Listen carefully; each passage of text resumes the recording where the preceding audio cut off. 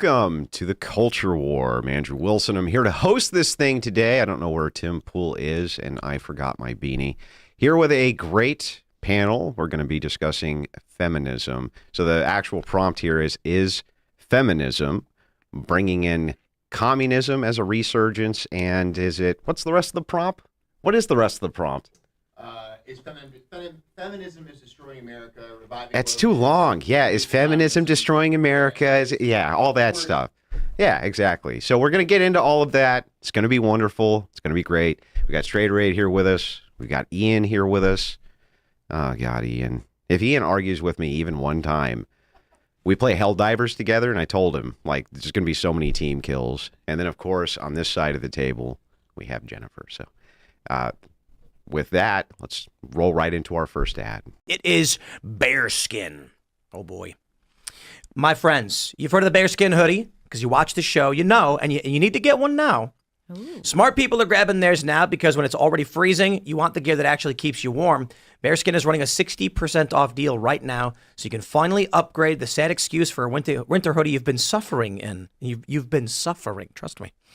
These hoodies are built for serious cold weather. It's got 340 GSM of bearskin fleece, 10 legit pockets, a muscular fit, and even zips into the heavy storm rain jacket to turn into full winter waterproof armor.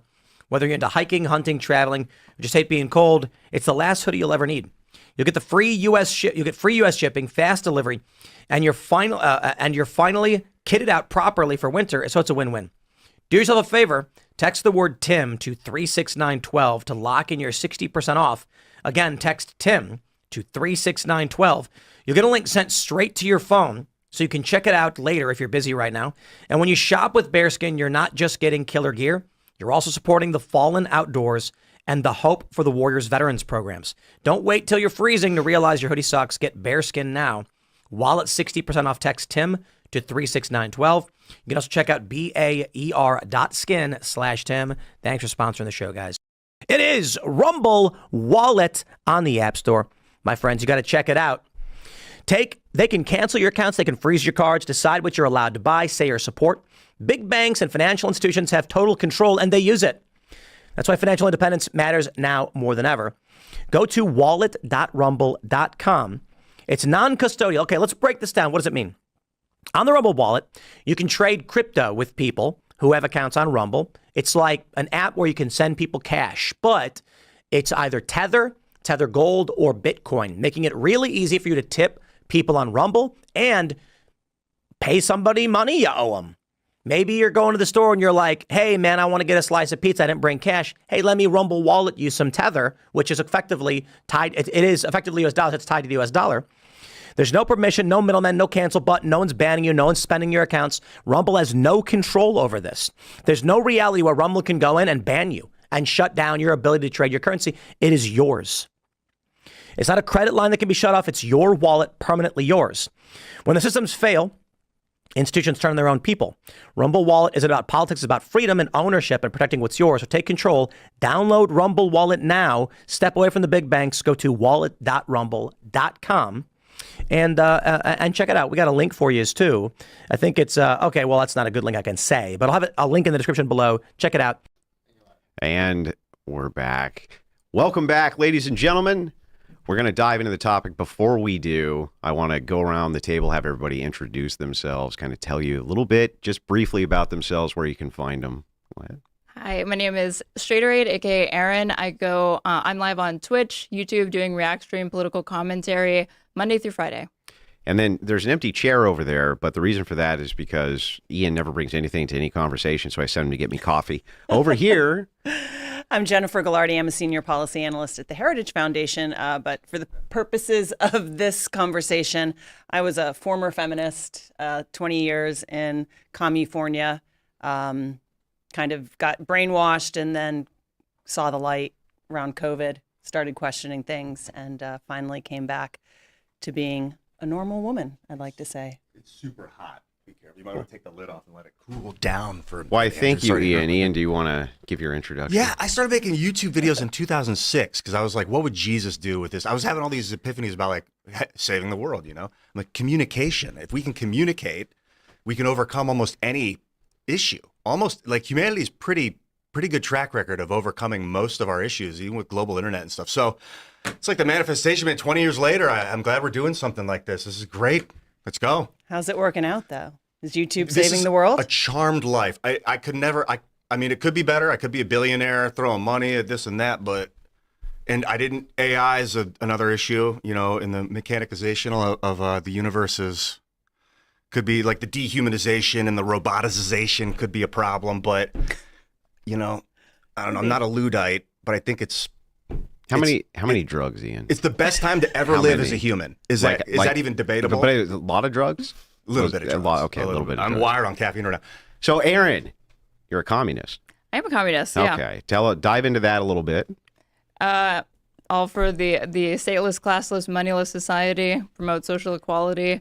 But I do think that politics is more than just what we say we are. I feel that's like an ideological tenet of mine that's kind of in my brain. But as far as like the actual change that I effectuate in the world, it's pretty unexceptional and boring. I'm not out here organizing general strikes and tenants and trying to get like a tenants union or anything like that. For the most part, I advocate people engage in electoral politics, local politics at, you know, the municipal, state, federal level. I generally align with Democrats on most things. On some, I'll be like an independent or whatever. But I realize I'm further left than the majority of Americans. But as far as like what I can achieve now or whatever, it's like, you know, But you're I promoting- am pushing for like a utopia here. I'm Yeah, not you're under any promoting illusion. it as an ideology, though, you Sure, would say. yeah. Okay. And you're pretty unabashed, unashamed about.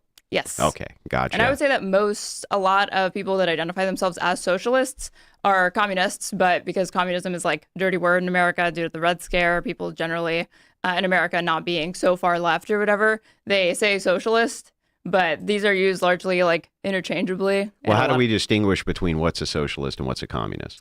I think it really comes down, honestly, to self-identification. As far as most socialists are more But as far as interested in, like, ideology. as far as ideology, they're more interested in preserving, you know, some state apparatuses, have more, I think, priority over the sort of short term, but there's not really a major distinction between them. Okay, gotcha. Which is why if socialists call themselves communist and communists call themselves socialist, I don't really think that's... So part of the prompt Yeah. is feminism reviving wokeness, and is it reviving communism? Would you say that, would you self-identify as a feminist? Yeah. Okay. And then do you think that it's bringing back communism? No. But I No. don't think there's ever been communism, unless you can think of a communist society. Well, is it moving us towards that or helping Yes. to move us towards that? Okay, ideologically. Okay. So that's not in dispute. And then do you think it's reviving wokeness? No. But what do you mean by wokeness? Well, I'm asking you from your metric, whatever you think wokeness is. I mean, generally speaking, like wokeness is kind of this catch-all term that I feel like people just play fast and loose with. Sometimes they mean kind of the excesses of social justice. Other times it means kind of literally any promotion of social equality. Mm-hmm. That's probably closer to my understanding of it or what constitutes like woke ideas. And in that sense, yeah, feminism is moving us closer towards a more woke society. Okay, I feel like we understand the ideology a little bit. And then over here, let's dive into the same questions, exact same ones. Okay. First, feminism. Do you identify as a feminist? No. Okay. And then is feminism assisting with the revival of communism or moving us towards that ideologically? Yes, the communists used feminism as a tool to further communism. So the And then first International Day of Women was founded and formulated by communists. And then is it reviving wokeness? I didn't ever see wokeness really die. I saw maybe a kind of moving away from it in the past, 3-4 years, but I don't think it's dead. I think it's alive and well. So since wokeness is such a nebulous term, and both of you have kind of agreed that that's a nebulous term, let's leave that off of the table for the purpose of the debate, and we'll focus on whether or not feminism is destroying America and whether or not it's moving us towards communism, and if that's a good thing, you think it is, you think it isn't. So with that, I'll open the floor here a little bit so we can get kind of back and forth into this debate. So it's a pro side for feminists. You can go ahead and open. Pro side, I see a lot more upsides and downsides to the promotion of the social equality, economic equality of women alongside men. I largely think that this promotes, better social attitudes and relationships between genders, the sexes, however you want to, whichever lines you want to divided amongst. I see more participation in the economy as a net good, but overall, I also really care about, and I think most feminists care about, personal liberty, personal freedom, and the primary thing I'm always concerned about is people just being able to have the ability to kind of make the choices in their life that they feel comfortable with. If that means embracing motherhood, the family, being a stay-at-home mom, that's great. If that means working and raising a family simultaneously, that's fine. If that means solely working and you're not interested in kids, I think all of these things are fine. It just, I just want people to, women specifically, to largely be able to be in charge of the decisions that dictate their life. I promise I'll let you get into it. Before you do, you might have a little opening that you want to give there too, kind of in response. Well, I think guys the get into opening cross-exam. is kind of pushing back on all those points, because feminism never was about, well, we're okay with you doing what you do and you do. It was very antagonistic towards women who wanted to stay in the home, especially if we want to call it second wave, sexual liberty, whatever it was. It was, you're a slave. It's enslavement, the drudgery of motherhood. It was constantly framed as you are trapped by motherhood. Motherhood is a trap. So to say that feminism promotes, oh, it's just you do what you do, that's a good choice, that's a good choice, that's not. It did value women's independence over other choices. And it saw children as burdens, which then gave rise to more abortions. And it really wanted to, I think, make women a superior sex to men. It triumphed independence over everything else, over codependence, over roles. So I don't think that that's true, that feminism is all about just choice. Then I think you also have to define what freedom is. Well, the first thing we should do is make sure we get both of your definitions of feminism so that we're not speaking past each other, right? So starting with you, how would you kind of define it? Now, I understand you're not going to be able to give me an Oxford definition, and I'm not asking you to. Just even a proprietary one so we understand where you're coming from the worldview. I would say the promotion of social equality between men, women, sexes, genders on economic grounds as well, and prioritizing liberty, independence for women. Within that, obviously, I think it's not really, the characterization you just gave of what you understand to be feminism. I find a lot of people that push back against feminists, or like feminist goals, feminist aims, kind of have this caricature of what they believe the goals of feminism are, which is supremacy to men, supremacy over men rather than equality. And I think to the extent that you can make that argument, the promotion of social equality between the sexes might, but hang on. Let's just start with kind of a summarized definition that we can work from. But just generally, promotion of social inequality, Okay. but not supremacy over other genders or men. To me, I mean, that's fine. We can even look up. I mean, if we want to look up what the dictionary I'm fine says putting about up it. I'd a love dictionary to see it. definition. But- you don't have to use a proprietary one, but just But it doesn't. The thing is it doesn't matter. It's how has it played out, right? The definitions at some point don't matter. The technical definitions with a movement, right? It is what people think it is, and it is what the consequences to society has been. And the consequences have been taking women out of the homes, trying to, it's weird because feminism says it's for women, but what it's resulted in is women becoming more like men and almost regarding men as the superior sex. That's how it's played very out. Very quickly, maybe we can summarize this easily then. The official definition here, the advocacy of women's rights on the basis of equality in sexes, I think that's up for dispute. I would just add that it's a movement towards egalitarianism, right? And the attempt to deconstruct the patriarchy.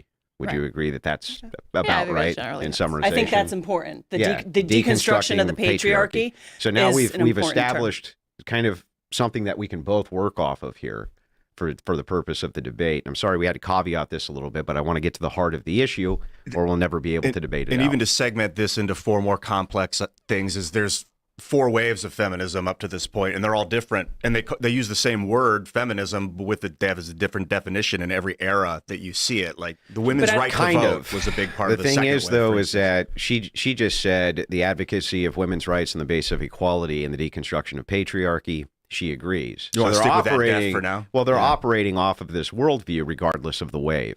And so if that's going to help us get to the heart of the matter, then let's use that to get to the heart of the matter. And I'm going to kind of open the floor here a little bit for you The other guys. thing is that what we consider first wave in America, feminism, which wasn't really the first wave because it goes back further than that, but in America, the first wave, the suffrage movement, the right for women not to be defined as property, they didn't identify as feminists. They didn't call themselves feminists. Now, I can argue that I didn't even believe that their understanding of taking over the patriarchy was correct. However, that term came to them retroactively. So that's one thing. Yeah. You did say something earlier, like Andrew was saying, just like broadly, we've agreed upon this definition for the purposes of the debate. But as Ian mentioned, there have been different iterations of, first wave feminism, which is primarily what you talked about, women's suffrage, political representation via voting. And then you had like second wave feminism, and that is where you actually did see more attitudes where feminists were speaking out against women being confined to the family. You have feminists like Betty Friedan who talked about, the problem that has no name, and He how was a communist, by the way. suburbia and these sorts of things end up, while they may promise a kind of dream life for women where they have the nuclear family, they're raising their kids, they're supported by a husband, these don't actually fulfill or live up to what they promise, and they leave women feeling alienated, depressed, etc. And then you have, third and fourth wave feminism that are more often than not coming in contradiction now with second wave feminism, as they're more interested in expanding equality for women beyond the basis of sex solely. You see But you the would inclusion agree of they're like all trans moving rights, towards the etc. same goal, but they're right? all broadly moving in the same goal. But there are a few times where you do see differences, like second wave feminists more likely to identify as like TERFs, the Andrew Dworkin and whatnot, Because they see how they protect women in a different way from their Yes. view. But they're still attempting to deconstruct the patriarchy on behalf of egalitarianism, right? Yeah, correct. You would agree that each wave has this in common. Yes. Yeah. Okay. So I think we can consolidate that a bit. Go ahead. So you said that the promise of marriage, family wasn't fulfilled. Women at home weren't fulfilled. I would say the opposite now. I said that those feminists and second wave, like Betty Friedan, argued Right. that. So how's that working out for us now? Because the promises that those women made, that you'll be happier when you're independent. You'll be happier when you can work like a man, when you can make money like a man, when you can have consumer purchasing power like a man. It doesn't seem to be working out so well. There are upwards of 60% of women on SSRIs. We see this war between the sexes. Men and women are not dating. They're not reproducing. They're not happy. They're miserable. Look at the women out in Minnesota right now. I've never seen angrier women in my life. They have no direction. They have no purpose. And they're fat. And we The can women, make an I'm telling you, the argument women that in there is- Minnesota, there is- they're there is seed an oils, anger. man. There is an inherent anger at the way God has made women. They are rebelling against what women would see as God, as the patriarch. They are rebelling against their own form and function, their wombs, their innate design. You can call it God. You can call it natural law, whatever you want to call it. There's just this anger for themselves at who they are and what they were made to do. I think I would agree with you that the social ills and issues that you're talking about with increased loneliness that pertains to women and men alike, economic anxiety, people not feeling like they have the ability to start a family, etc. I don't disagree with you that all of these problems persist throughout society. I think I just disagree with you that it's the result of feminism, largely to the extent, or like when you talked about there being higher instances of use for women like with SSRIs. Like, what do you believe is the reason for that? Do you really think it's just feminism? I think it's a big part of it. I think it's they believe the lie that independence is the primary virtue for women. I think that, men and women are meant to be complementary. They're meant to support each other's strengths. I don't think men and women are equal. I think they're equal under the law. I don't think they're equal under natural order. And I'll play devil's advocate. I've been in a hospital with my mother the past week, and I have to say the women doctors, I enjoyed them more because they weren't so offended when I asked them questions. I know enough about the medical field to be dangerous. And when I would ask them questions, it was like their ego wasn't bruised, right? So I like their bedside manner more. So there are certain careers that I think women and men can both excel in. But when it comes to a surgeon, I don't care what his bedside manner is. If he's working on my mother, I want him. And what I don't want is unfair they're being hired based on their sexual characteristics, right? Not on their merit, right? So anyway, I kind of I veered off a little bit with that, but all that to say is, like, I'm not saying women can't work. What I'm saying is the second wave feminists, what they promised has not come to fruition. Just like you said, what the family promised. And I would say the family, the main cause of women being kind of depressed, needing mother's little helper, right, in the 50s and the 60s, was because it was the industrial era. Everything used to be centered around the home. The whole economy that we used to have with agrarian culture was almost like communist. It was sharing. It was communitarian. It was communitarian, right? And so when the Industrial Revolution took the men out of the home, I understand why women felt burdened. They lost their partner. They lost their mate. So we're going to have to shift. Like, I'm not saying there can't be changes to how the family functions, that we need to go back to the agrarian. We're not going back there.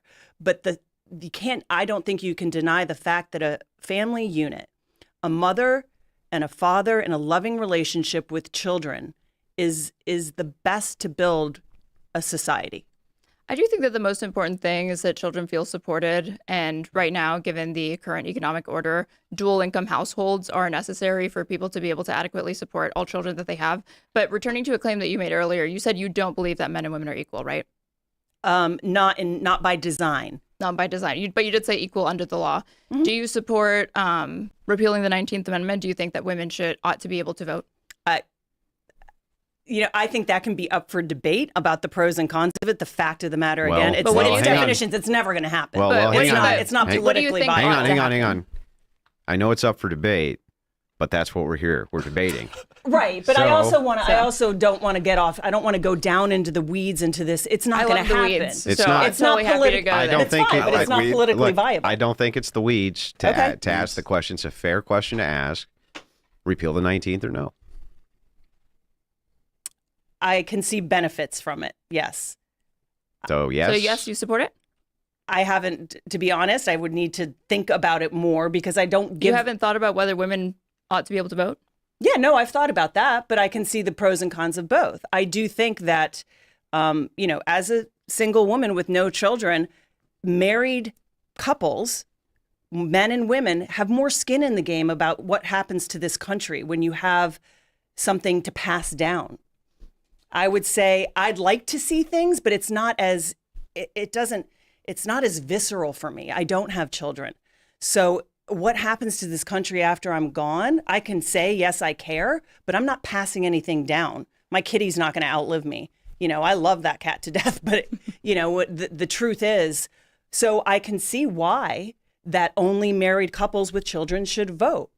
Now, assuming they are looking after the best for the whole country because of they want to see this country thrive. I want to see it thrive too, but I don't have skin in the game as much. Let's say I don't have as much skin in the game as parents. So I can make the argument. Would I really want it to happen? Probably not, but I can understand the argument. So why wouldn't you want it to happen? Because selfishly, I like having a say in what happens. But I was out in California completely apolitical. Well, not apolitical. I kind of got brainwashed and tugged along. But I didn't vote for years. Nothing changed. Do you vote now? My life, huh? Do you vote now? Yeah. And you voted, who did you vote for in the most recent election? Trump. I see. Mm-hmm. So I guess it's unclear to me why you would view that as selfish when I think the principle being, no taxation without representation is generally defensible. And I don't see that as any more particularly self-interested or selfish. I do think it's reasonable for participants in a society, regardless of their sex, gender, et cetera, to want to be able to vote and have representation within, representative or constitutional republic, representative democracy, et cetera, within the United States. But I can say a lot of the policies. You wouldn't push for it, right? Not only because you think it's unrealistic, but I think that you also seem to believe that it would be more unjust than just to push to repeal the 19th Amendment. I just don't see the policies that would come down from from institutions of which I voted for, and they actually don't change my life a lot.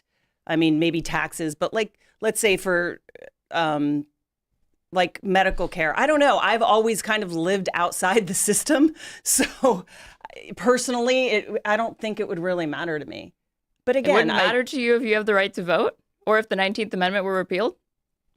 I don't think it would change how I lived my life one way or the other. I think it that would much. change your life significantly, and I do think that you believe it's important to be able to vote because you participated in our last political election. I did. And since you don't believe that, if you believe that women's role should primarily be relegated to the home, what are your thoughts on the Trump administration having an unprecedented amount of women in power? I didn't Even say both the first and second term. Like the first term, he appointed Amy Coney Barrett to the Supreme Court. That nomination went through. So Trump's not a sexist?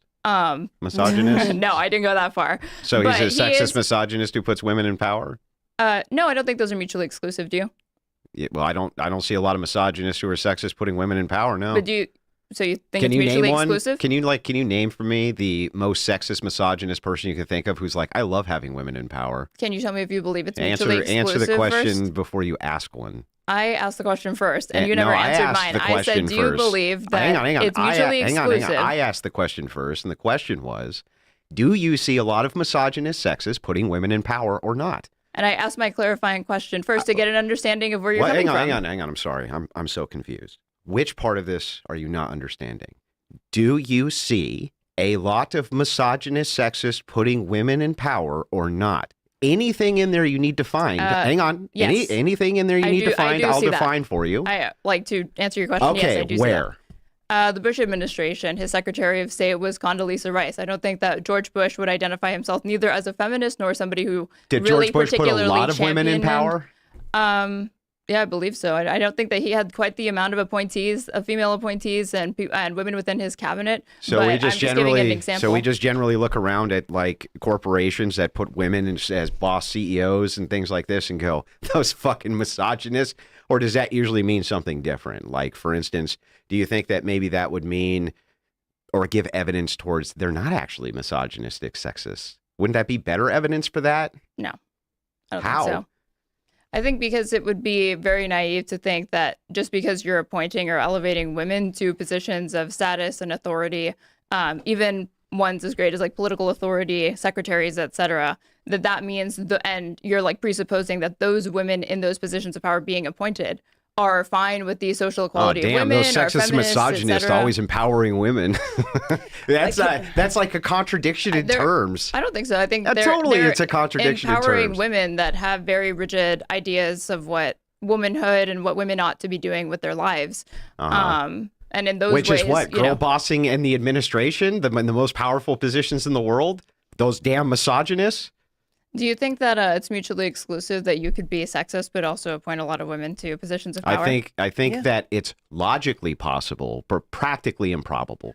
Gotcha. Okay. Yeah. So do you agree with me that Superman's logically possible, Yes. but practically impossible? Correct. Okay, great.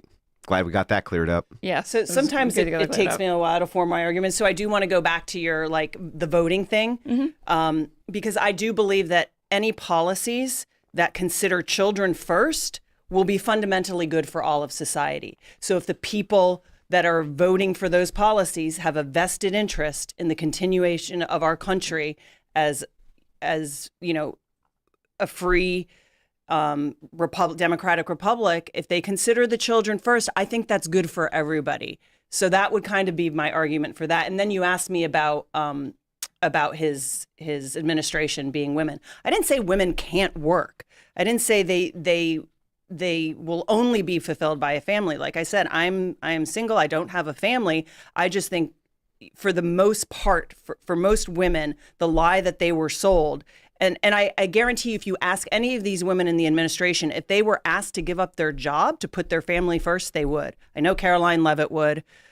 She's probably the worst example you could have picked. She had her baby and then declined to have a maternity leave. I think after like maybe 2-3 days after giving birth, she was right back on the job because she said it was her duty to do this because Donald Trump had faced, I think, I can't remember if it was 1 or 2 assassination attempts at that time, but that's an example of a working woman that actually put her motherly duties secondary to her professional life and But her she's career. also working for someone that she sees that is going to secure the future for her child. Yeah, but So it doesn't change the possibly- fact that she is prioritizing girl bossing it up and going to work and her You don't know what's in professional her head, attainment. though. You don't No, know but what's. I You can don't draw know why. inferences based Well, off you're what drawing she's inferences, saying. but you don't know why she's doing what she's doing. I bet if you asked her, she would say, "I want to secure a future for my child that isn't going to tell me that my daughter can become a boy, and it's temporary. I'm sure her that's job is her only 3 cope more answer, years. Yeah, I'm sure that's her cope answer.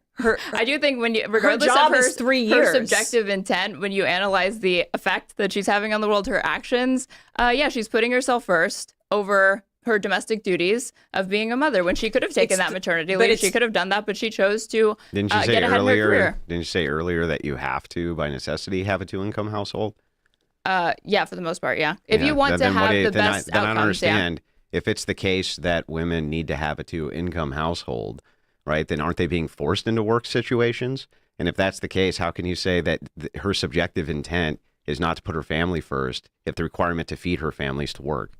I said that I think that that's her cope answer because it just seems to me incongruent given the types of beliefs Yeah, but it seems women like like your Caroline answer- Levitt seems like your answer is espouse P and not is P. kind of rules for thee, not for me. Yeah, sure, Like but that's... she will make the prescription that other women ought to, focus on raising their family, their domestic duties, being a good Yeah, wife, maybe. Let's etc. assume for a second- But then she She's got doesn't her live- kids. Hang on, Have hang you on. seen the Living White her House Let us lately? She's assume- got, there's kids all over the Let's teeming assume that for a place. moment you're right, and she's a total hypocrite and completely wrong. Right. That does nothing for your position. No, Your I'm not po- saying it your does. I position- was only saying Hang it's on, the hang on, worst hang on. Let me example she finish. could have Let me brought up. finish. I'm just saying that does nothing for your position because your position's P and not P. It's like, yeah, we require 2 incomes in order to raise a family, but look at her girl bossing out there working, not prioritizing her family. Wait, that would Andrew. be P and not P. Andrew, I'm doing an internal critique. I'm saying that based off of Caroline Levitt's espoused personal Mm-hmm. values, that her actions are at odds with that. Now, I personally don't believe that there's an issue with a woman who is able to provide for her child via hiring nannies, private childcare, if her husband, et cetera, returning to work and declining to have an extended Well, let me do maternity the leave. internal critique But- back. So Sure, go then ahead. if she's out there and she's working, right, you would say that she is prioritizing family values. Well, yeah. Under my belief system, I don't think that those are mutually exclusive. Okay, well then the argument that you have then is pretty weak here, isn't it? Because How so? isn't your argument here that women who are in a position where they're forced to work, right? They have to in order to take care of their families. Everybody has to work. That's not actually a feminist ideal then. That's no longer within the domain of feminism, is it? Because it's a force to work rather than a choice to work. I mean, I would agree, yeah, but then that gets Well, then into you're arguing from that gets into criticisms of like our economic system and the fact that we don't do more. maybe, but we're talking don't about do more feminist to values support, right now, and you can't say that it's a feminist value now that women work because by your own logic they have to. It sort of, I think, supports the claim that feminism has or is destroying the United States in that in the 50s, they were like, hey, ladies, you should go get a job. Don't feel like you have to be stuck at home. They're like, okay, great. So they went and got jobs. And then there was 2 incomes for the family. Then the economy formed around that. And now we're in a position where like, it's not even can't. feminism anymore. Like if you don't have 2 incomes, you better be making twice as much as, it's you're like in the 1%. Or I don't know what the Well, it numbers can are. even be argued. I mean, it depends on what you value. There's plenty of families that have a lot of children, and they just, again, is it ideal? But what's your priority? Is your priority vacations to the Bahamas, vacations to Florida? There's plenty of families that sacrifice to do, better and best by their children, which means a mother at home. So I think it depends on where you live. If you're insisting on living in New Yeah, but you York have to City and raising a family, Right. then you're going to need a 2-income thing. But if you decide to live in, traveling here from West Palm Beach, I literally went coast to coast to Florida. The middle of Florida is nothing like either side. Yeah, but do you see that her criticism of you I now, understand, now yeah. no longer makes sense? Yes, I do, Because yep. from her view, Wait. working, I still have issues with hang the on, way hang that on, you're hang on. characterizing it. Okay, but sure. and then you can respond, I promise. But within your view, if she's out there working and girl bossing all day to bring home that paycheck, that's not a feminist ideal. You criticizing women for working is now no longer on the plate. How can it be on the plate if you say that it's a requirement for survival? So they would be prioritizing family first. It has nothing to do with feminism Well, now. I think there's a difference between what I'm criticizing is that, yes, under our current economic order, if you want to maximize the outcomes for your children, be able to provide for them adequately, dual incomes is ideal. But for one, I also champion change to be able to support young people, families, et cetera, being able to have access to paid paternity leave, not have it all fall solely to the mother. It doesn't change the fact that they have to work. Well, if I could just finish, paid maternity leave. And as far as, yes, Caroline Leavitt has to work, but does she have to be part of the Trump administration? I do think that there's a difference between a woman So getting now you a get job. to pick women's skill sets, or She's Well, already hold on. there. I Wait, think there's what? a difference between a woman getting a job just because she needs to be able to survive and then trying to allocate the majority of her time, like minimize the amount of professional time that she needs to spend working to earn an income for her family and then maximize the time in the home versus Caroline Leavitt, who is going out of her way So to she needs to be maximize a the part-time time that she waitress? spends outside of the home So part-time and waitress? advancing her professional career. so she needs to be a part-time waitress. No, she doesn't need to be, but I'm Does she saying need to get that back? Does she need to get back to the kitchen, Aaron? Does she need to get back to but the I think kitchen? under Caroline Leavitt's personal worldview, Uh-huh. these are the sorts of things that she would be saying that women ought to be doing. No, I Women think ought there's to be relegated Yeah, primarily to but- the home, taking care of their yeah, kids, but domestic if life. that's the case, and you're saying there's no avenue to do that because you need two incomes, then she's not even in. She's not. She's congruent with your worldview without being a feminist right this second. Do you really think that there's no Wait, weight to the me? fact that You think this? No, I'm about to ask you thoughts on my position. Uh-huh. Do you think that there is not sort of any tension that exists between Caroline Leavitt's stated views or our guests' stated personal views as like contrasted against their choices that don't align with what they espouse? Do you think that there's not a tension that undermines their own ideology there? Yeah, but all you're doing at that point is saying that the prisoner doesn't like the prison food but eats it anyway. And that's what your view now has reduced to. The prisoner doesn't like the prison food, but he eats it anyway. It's a terrible argument. you're also that's not assuming an you argument at know- all. It's a descriptive observation for one, and for two, my argument is that wait, we no, ought no, to it is expand an programs argument. so we can support people doing these things. It is an argument because you used it as support for feminism. That would be an argument, one. And two, you can make observational arguments. That's the second thing. You know this from philosophy. I've seen your videos. You know at least basic philosophy. Sure. Yeah, you can make descriptive observations, but I think what we're more interested in is exploring the normative claims surrounding these descriptive observations. Well, that we follow, haven't and we haven't done any normative claims. That means moral. We haven't gone into any moral anything. I have a. Oh, Wait, yeah, just let me say something. I think that the idea of people who kind of what I call myself as after feminism, a world after feminism, it's not going back to women not working. But I do believe, again, there are biological difference between men and women. You can discuss what different professions, where they're catered toward. She has a very kind of feminine role, like press secretary a lot of the times is a woman. And you don't know how often that child is with her in the White House. They've been extremely accommodating to children in the White House. There's a lot of people does bring she their bring her kids. kid to work? Yeah, they I bring them didn't in the know White that. House. Do Yeah. you think that children ought to be in the workplace? Just wait. Let me just finish. Why Hell not? yeah. Why not? Yeah. Why not?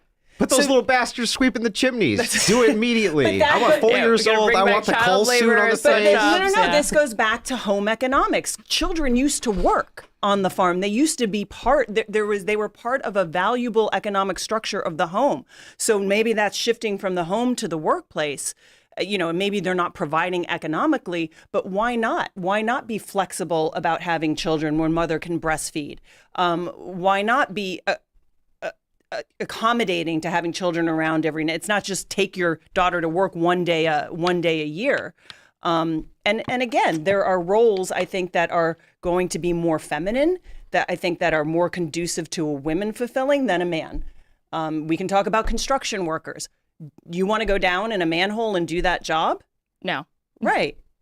I don't mean, think most men want to be doing backbreaking labor either. Hopefully we get to a point where I we can think they're- automate beyond these jobs, but yeah. But Well, they're that's more incorrect. physically built. That's actually objectively incorrect. What's They're more incorrect? physically built for those jobs. Well, There's- it's not just a matter of more physically built for the jobs. Men have preferences also to work with their hands. Yeah.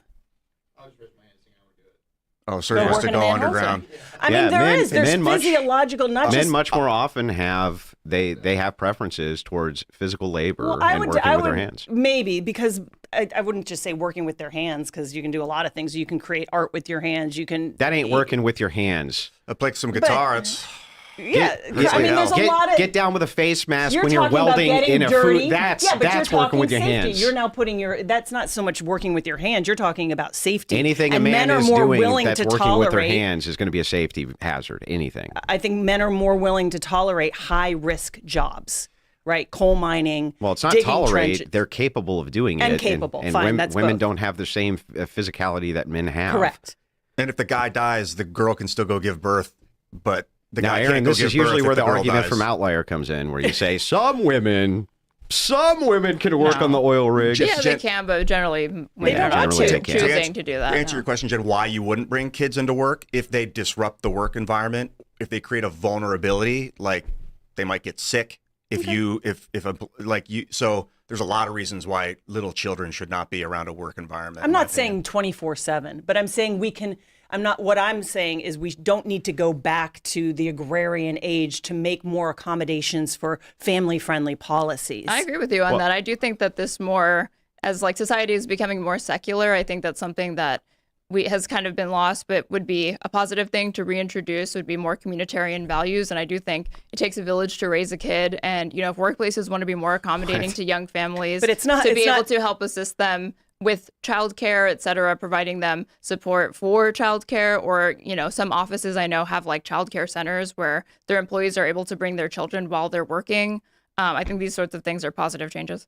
Doesn't take a village to raise a kid. Takes a And mother and a kids father. are generally raised by parents and extended family, and that's always been the case. And I can tell you why it's always been the case. I can prove it to you. Do you agree with me that once upon a time there were way less human beings on the world and they were spread out much more? Yes. And so on these plots of land that they had, they were usually cross-generational, right? Yes. That was not the village. That was the extended family who was taking care of their Andrew, kids. when I say it takes a village to raise a kid, did you believe that I was saying it literally takes a village, or what sentiment did you that's think what I a was lot of hang on, women expressing? need. due to the fact that you're a communist, yes. Okay, well, I to be clear, literally that's not, think that that's what you mean because you're a communist. I think you're that's a collectivist by nature. That's a rational inference, but to clarify that, I was not really using it in the most literal sense of the word. I was just saying that, support where necessary beyond just the mother and father, I think is largely positive, and I don't think that's something to And be do you think discouraged necessarily. childcare is But I equal don't to think a- you need an entire community of people to literally raise a children, because as you're saying, we have plenty of historical examples where one or two people is more than enough to suffice Plenty. to raise a child.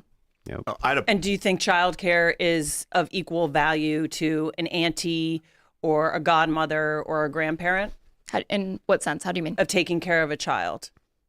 Like somebody else's child? Do I think it's like as You personally have valuable a to child. them? You or have how a do you mean? child. Would you rather put that child in daycare, or would you rather have them taken care of by an auntie? Are they equal? Are they of equal value and worth? An auntie, a godmother, a grandmother. Is it better a for brother or Consuela sister? down the street to be taking care of your kid or you? Or your own family. I think, well, she asked just, is it better for your own family as opposed to like nannies, et cetera? I'd say, yeah, I would agree with that. But I think so long as children are being supervised and watched by adults that are capable of providing for them, that's adequate enough. But if we're asking about like what the ideal is, then I think, yeah, raised primarily by their own family is good. There's a point made earlier I wanted to kind of poke a hole in, see what you guys think, that both parents have to work. That was kind of a claim. It was like 100%. We've agreed. This is the situation now. This is the need. I didn't agree with Then that. you kind of disagreed with it. You said you could have 6 kids and live at home and stitch together. You didn't say this, but I'm thinking stitch together clothing for hang the on, kids. hang on. What actually happened there was a sequence of internal critiques. I had her position. She gave an internal critique to her position, and then I gave an internal critique based on that, based on her grounding foundational position, that it largely requires 2 incomes. Meaning that if that's the case, then women who are working, this is not due to a feminist ideal. This is due to forced labor. So should we, Capitalist From your coercion. view. Yeah, From your view. So if that's the case, then we can take off the table that women working right now has anything at all to do with them being feminists. Wait. Yeah. That's With this is them where being we, feminists. That's where we can get, with them being feminist, sure, whatever, in some instances, I guess. Not in some instances. You can't say that they're feminist because they're working.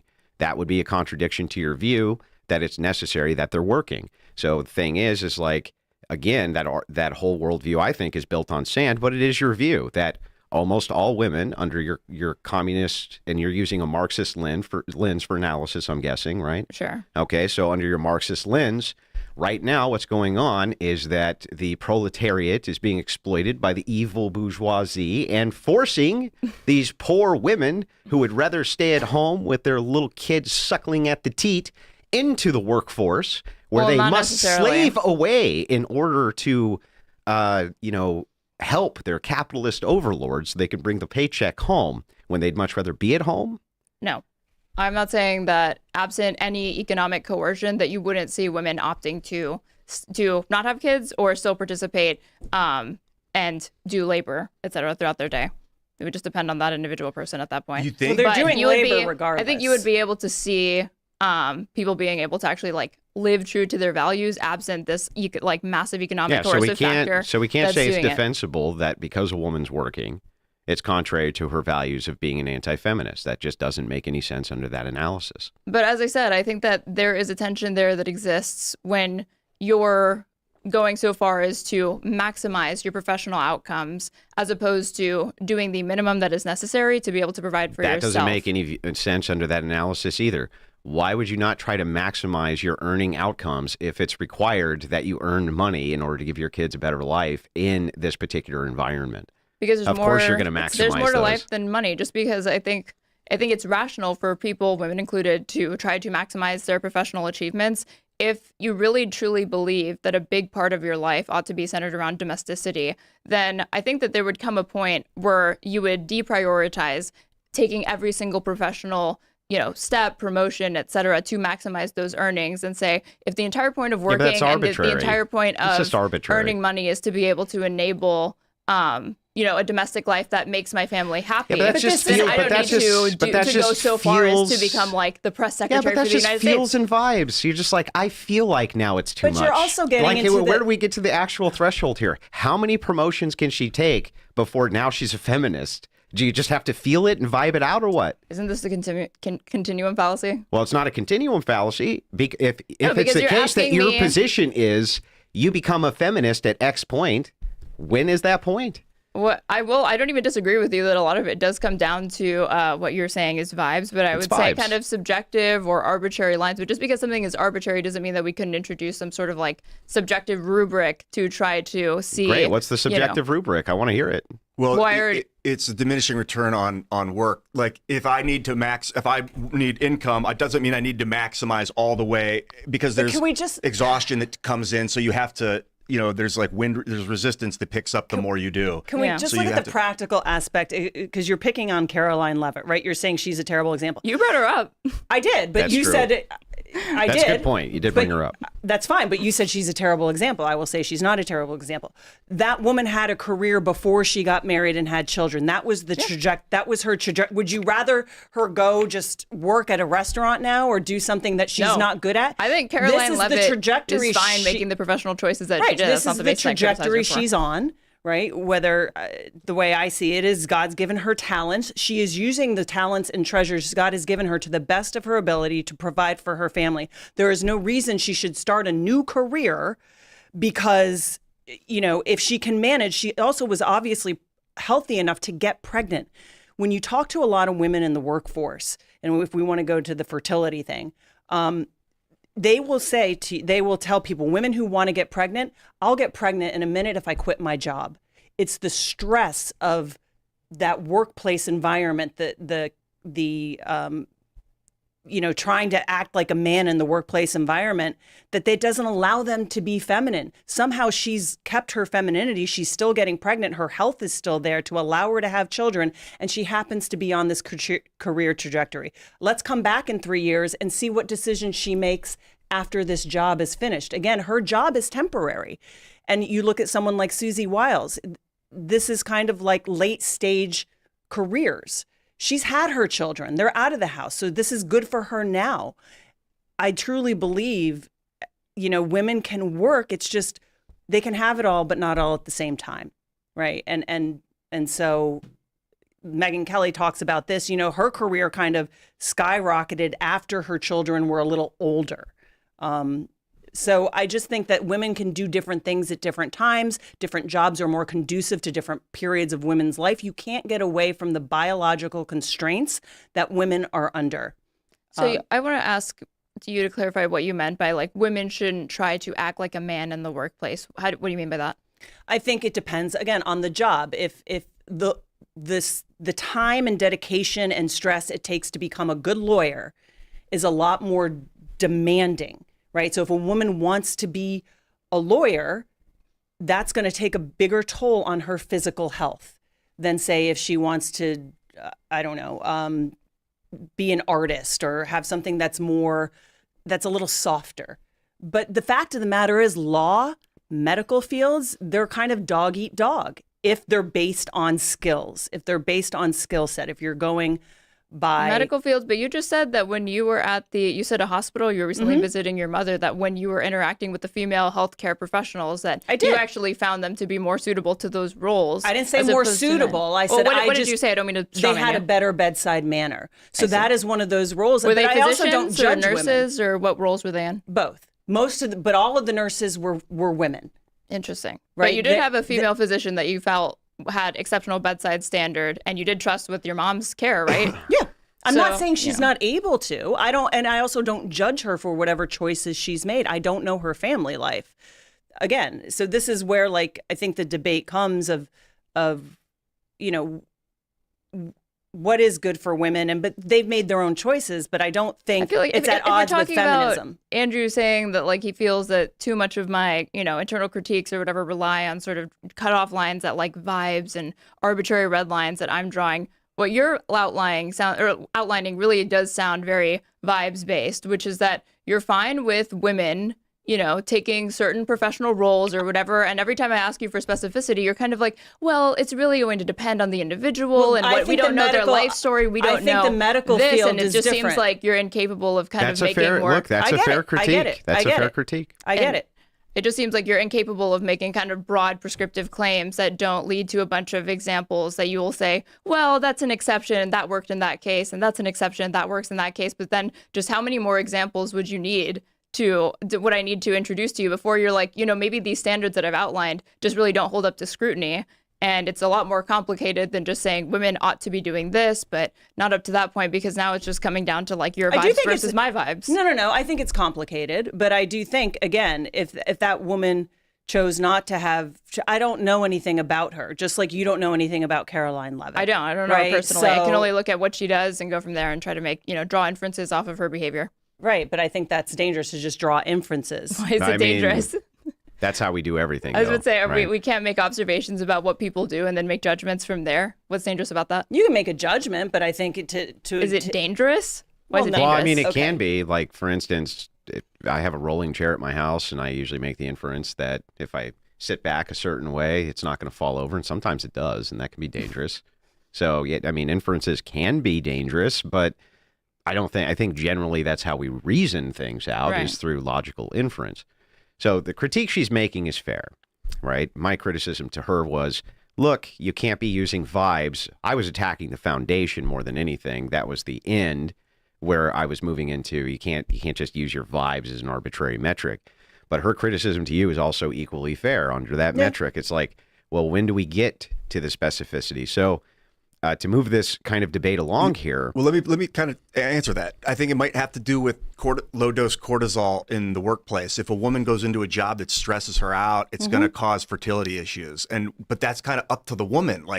Depending, some jobs are is she getting stressed out as a nurse, or does she love her job as a nurse? That still sounds vibey, though. It is No, vibey it's because not. the It's different girl's going to have a different experience in the job. Some jobs, a woman is, no matter what, going to the military, you go to the front line, you're going to have cortisol. Yeah, but a subjective experience that's largely based off of self-reporting and vibes. Yeah, At totally. what point you decide to invite medical intervention? No, or to she's say, right. This is too stressful, it's vibes. That's still vibey, right? And so, but it's not. He points out something a little more tangible is cortisol levels and how those things affect.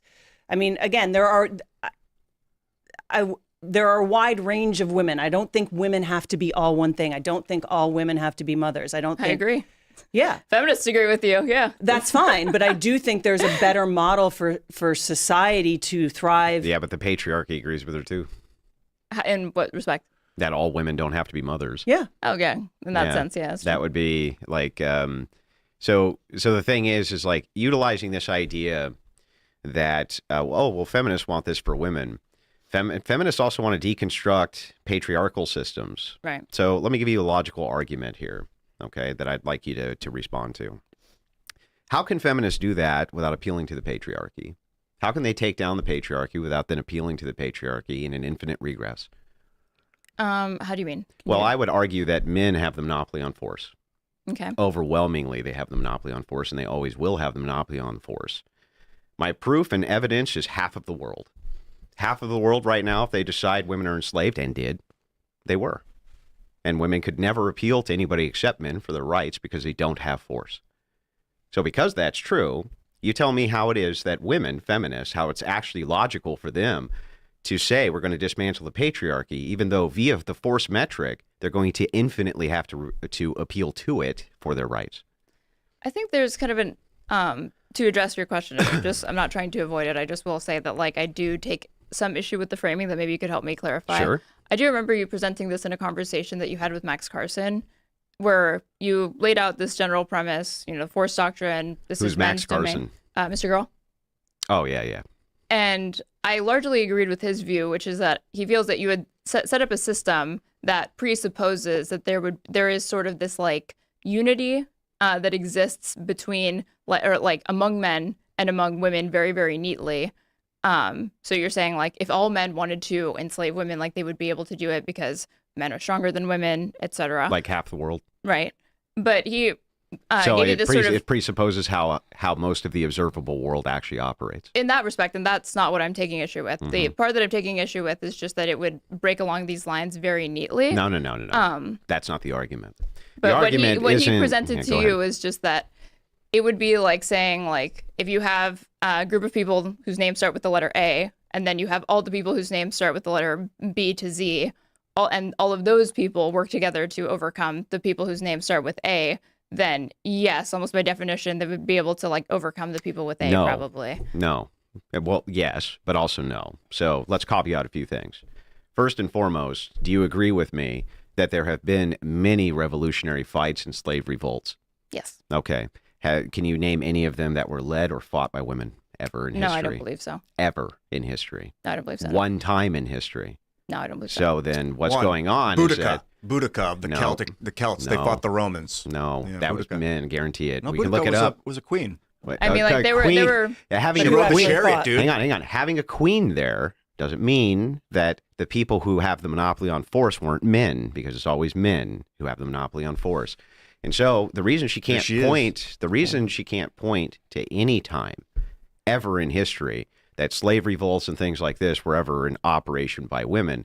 Women can never successfully take their freedom back from a patriarchal. Hang on, let me finish. Okay. They can never take their freedom back from a patriarchal force without appealing to a patriarchal force.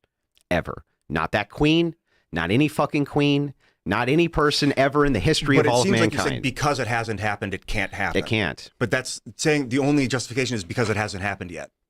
No, the justification is that men are much, much stronger than women. But guns hang are on, overwhelmingly invented for that purpose. Yeah, I'll tell you what. Sorry to Show interrupt. me. Let's get 10 women in a room and hand them a magazine and watch what happens. But the great equalizer, the ballistic, is No, like it's not a because great. men are It's not a brawny, great equalizer. Just like Ian, with the monkeys, the what biggest, happens, strongest monkey would be the alpha. Then the other monkeys decided to kill him. What happens is with these equalizers is men take the equalization away from women because they're much stronger, which is why you see all these police officers getting disarmed and women in combat getting their asses stomped. That's why you don't see female Navy SEALs. That's why you don't see any of that, because they can't do it. They're physically incapable of doing it. Now, even if I grant you an outlier, even if I grant you G.I. Jane, who never came to fruition, G.I. Jane never existed, never came to fruition because they can't do it. But even if I granted you a G.I. Jane, an outlier, the exception would prove the rule. So the thing is like the reason she can't name a single time that there's been a successful slave revolt or women gaining their rights by force from men without appealing to men is because it's never happened and it can't. So because of that, my argument is simply this. How do feminists ever take out the patriarchy without appealing to an enforcement arm, which is going to be necessarily patriarchal? How's that even possible? Well, there could be robots. Yeah, okay. Yeah, there could be laser beams from outer space. An enforcement arm that is not look, human there could male. be- Is that what you're It could be asking? aliens. I can logically grant that a all-powerful gray alien species comes No, down here. drones. And I'm then talking you're about robots, appealing to the literal- gray alien species You're to control the asking men. for a type of force other than the human male that could be appealed to. I'm Yeah, talking who builds about all the drones, robots Ian? and ballistics. Who builds all the drones? At this point, more drones. Who builds them? Somebody built some drone that builds more Yeah, drones. who builds now. them, Ian? I don't know. Somebody. Men. Could be men. Could Who be builds women, all the weapons? Men. Who knows how men to and use women all the working weapons? together. Men. Who can carry all the weapons? Men. Who can load all the tanks? Men. It's not Who, a it's always men. 100% thing. There are women that also do that stuff. But not the Yeah. majority. Well, Of course that's not. They're not. unique. Not everybody's How the come- same, but they're more Ian, outliers. how come these badass women don't go, hey, I'm tired of wearing this really hot fucking burqa in the middle of this sun, and we got like, millions of us, so we're just going to take out this patriarchy. Why not? Well, they are stripping their burqas off in Iran. They're and what's how's appealing that to going? men to come in and help them. Yeah, I mean, Yeah. ballistic force, appealing to the force, basically. Appealing to the force. And- So and there force are- doctrine, unbeatable, always appealing to the patriarchy. So answer me this question. How is it that women, feminists, how is it even a logical position to say that you want to repeal the patriarchy with full knowledge that you'll always have to appeal to the patriarchy in order to enforce your deconstruction of the patriarchy? It's the most circular, stupid thing I've ever heard. I think you have to appeal to force to And who has the overcome. monopoly on At that? the current state, Uh-huh. the human male. Okay, so right this very second, if women want to deconstruct the patriarchy, who do they have to appeal to? Right. Yeah. Men. Yeah. They Can vote. you steel man Ian's argument? Yeah, Ian is saying, what if there was some technological marvel that equalized force? like guns. I thought the sense that I got from your arguments is that right now the domain of force is, and this is your view as well, one that is overwhelmingly dictated by, supported by, and led by men. But there exists a world potentially where women could get access to this domain of force that either, I don't even think you're saying entirely excludes, but leads them to have an upper hand over men. Yeah. Right? Because you're saying all of this technology is basically the great equalizer, because between drones, tanks, guns, etc., Where? if it's just a matter of Yeah, where? what? No, I don't think that you're saying it's happened No. yet, but you're saying that we can't just say because it hasn't happened yet that it necessarily won't in the future. And there's a Well, lot of you stuff don't have a originated. human- Well, a hang lot on, of these hang on. weaponry that I'm talking about originated you because we had advocating- alpha males saying no one can stop me. Sure. I'm the biggest, strongest. I'll tell you what It's not the then. strongest that survives. Hey, it's the one that's the most adaptable. I'll tell you what, then advocate for feminism in 200 years where it's possible, but it's definitely not right now. There's no world right this second which exists or has in the last 7,000 years where women can do anything but address their grievances to those who have the monopoly on force. That's always men. So you're necessarily always going to have a patriarchy. It's a vicious no, circle. that's the fallacy. Saying it always happened, therefore it will always happen, is a Didn't say misnomer. that. I said appeal for it in 200 years then when it does happen. Or if we were asking about logical possibility, remember, Superman's logically possible. I can grant a logical possibility where aliens come down and put shock collars on men, and if they look at women cross-eyed, they get fucking zapped. That's logical. It could happen. Its possibility pragmatically is like fucking zero, though. So because of that, I'm going to look at this from pragmatic logic, practical logic. If I'm looking at pragmatic and practical logic, Ian, I'm going to ask you again right this second, if men want to appeal anything by power of law, who do they have to appeal to Women. enforce it? If Who- women want to. If women do. Women do. Yeah, generally the government, which is usually run Who's by the men. enforcement, though? Yeah, cops. It's going to be men. Usually men. It's big, always strong, buff dudes. everywhere men. And if men decide to collectively enslave women tomorrow, let's just say they No, did. that I don't agree with. Because there would Okay, be men I'm who not would stand saying up that you against agree it. that it's morally correct. I'm asking whether or not they could do it. They could try, and then other men would stand up to defend against it. So who are you appealing to Men again? Still. We would be appealing to ourselves. You'd be appealing to men It again. could be men and what women. you just got arming done up to saying defend is, against psychos if like men that. What do you came think? in and they tried enslaving women, men would stop them. And women would stop them, Ian. and probably I kids know. would stop them too. Yeah, Like, but who would those women and kids be appealing to for force? They're rifle. They're what are you talking about? Men. They'd be appealing It would to be the men. if a bunch of dudes came to enslave the women Yeah. in your neighborhood, and you and your wife and your kids grabbed their rifles You would all be appealing to what are you talking? There's no They'd be appeal. appealing to the men. You'd be to God. Your Oh, right yeah. to self-defense. You're so- What are you Can I talking about? just say, if Hang someone on, comes Ian. after me and they have a gun, I'm going to look to my husband with the gun. I Yeah, mean, I help might me. have the Hang on, gun, hang on. but Help me I'm out going here. to look to my husband to protect me. Hang on, Ian. There gets to a point where he's going to hand you a rifle because the two of you are better shots than one of you. Yeah, so 300 men, they invade a suburban neighborhood that has 700 women in it. Are they going to win? What is the situation? So you're That's in a walled just 700 women. compound that is only no, 700 women in this women, and they're in a suburban all neighborhood, unarmed? and 300 men come in there, and they're like, "We're taking Are this the shit." women strapped? They're both strapped. They're all strapped. Probably Yeah. 700 people are going to wipe those dudes Oh, out. come they have on, they Ian. can shoot from windows. These guys are walking down streets. Oh, what Ian. a tactical disadvantage. Are they train killers? Who are these men? Yeah, okay, Ian. Just random let's find men? out. Let's find out if this is true. Let's just take a logical exercise here. You are a prison warden, and you're offered two choices for those who can guard your prisoners. You'll either get twice the women or half the men to guard these prisoners. Now, these are the worst fucking prisoners on planet Earth. They're big, they're mean, they're strong, and they're fucking awful. Now, remember, you're going to get 2 women for every 1 male guard. Which one are you going to choose? The men. Yeah, that's what I thought. All right. So anyway, back to the They're debate. not shooting to kill, though, dude. If you want to give me 700 rifles and you take 300 rifles, I'll take 700 rifles. Okay. How about If your guys are trained Navy SEALs, what if I now give it's a you different 3 argument. women per 1 man? Are they armed?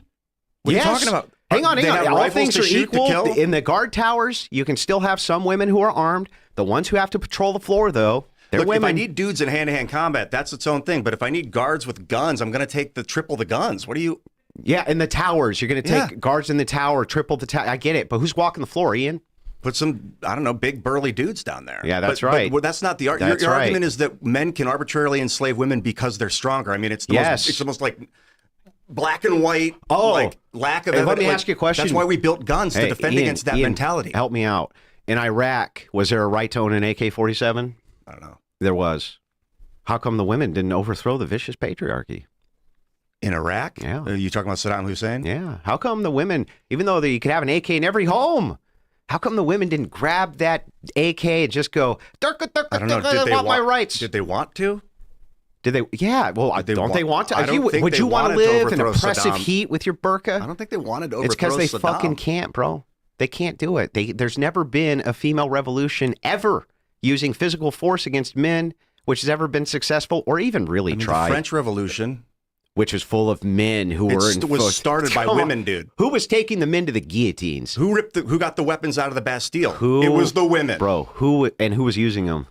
They all did. No, it was Dude, the men, dude. Are Come you on. unfamiliar with the women that started the French Revolution? Ian, let's walk through the French Revolution. Who was taking the people to the guillotines? I mean, I wasn't there. Men?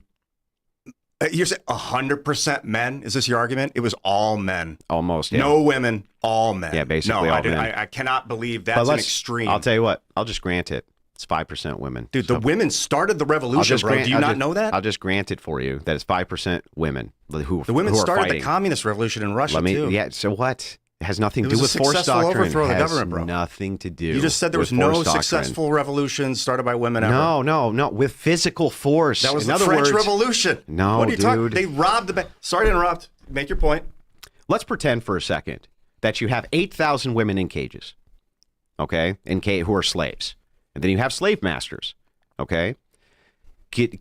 Can we point to instances in history where those all men who are in cages, right, have successfully overthrown their oppressors? You said there's women in cages? No, men. Okay, so there's 800 men. There's in 8,000 men in 8,000 men cages. in cages. Mm-hmm. Has there ever been an instance in history where they've overthrown the dudes Mm-hmm. without external help? No, well, yeah, even without external help. Not that I know of. I mean, people in cages, they're in cages. The you know? answer How is do you get out? yes. There has been many rebellions which were successful, led by men, of all men. Not a single one by women. Hang on. Ever. Not a single one will you ever be able to point to historically where women were enslaved en masse by men and ever were able to successfully use force, stop, Ian, to get out of their enslavement. Not once. They always have to appeal to males. Always, which is why when I gave her the example, she was forced to agree. There's no choice around it. You always have to appeal to male force. There's no way around it. You're talking about women using like loudspeakers and propaganda and shit to start fights, sure. But they're not fighting the fights, is my point. They're always appealing to people who can. That's the point. And so if it's the patriarchy that we're talking about, it's always going to be those who have a monopoly on force. So women, these feminists, are always going to have to appeal to those who have the monopoly on force, thus creating a new patriarchy. It's just like an over and over and over again cyclical. It's just cyclical logic. It's bizarre. It makes no sense. But I just don't think that the monopoly on force equals male necessarily. Yeah, it equals male. It usually does, It always because men does. are physically stronger. But then we built guns. Yeah. It's a relatively new invention, and It's not now that new. you started to see like even men kind of don't have a monopoly on force. Like we have robots that can drone bomb shit. Like we don't. The robots, do robots operate and build themselves or something? Well, not yet. But No. we're starting to lose the monopoly on force as human men. No, we're not. I mean, dude, a whole village can get blown up by an airplane. Yeah, you're talking about like clean warfare. Like largely, a lot of it's happening from like the fucking sky because you have people just piloting drones. You don't Yeah, unless have you're men in the like Ukraine. rushing out into warfare anymore. Yeah. Like always. Or Unless you're in the that's an Ukraine and you're in example, sure. trenches and you're fighting combat and the women all fled. They all fled. Women all fled. They're all in different countries. They got the fuck out of there. They hightailed it. They're not in the trenches fighting, Ian. How come? That's really weird. I'm not there, man. I That's don't know if there are that's women really fighting or weird. not. Where are all these fucking? Where Well, are all the? I thought your point was that we're largely moving away from like this sort of trench Kinetic warfare or warfare. whatever. But Yeah, we're not. exactly. And we're starting to move Well, there- towards like informational warfare, drone warfare, AI warfare, etc. There will always be trench warfare. There will always be guys getting up in each other's faces. But yeah, ballistics have altered the way force is wielded and the way monopoly is drawn. Oh yeah, is that so? Yeah. Well, let me ask you a question. All things equal between a man and a woman, right? You give them both a gun, right? One of them has to watch your back. Who you picking? It's such a vague question. I don't know them.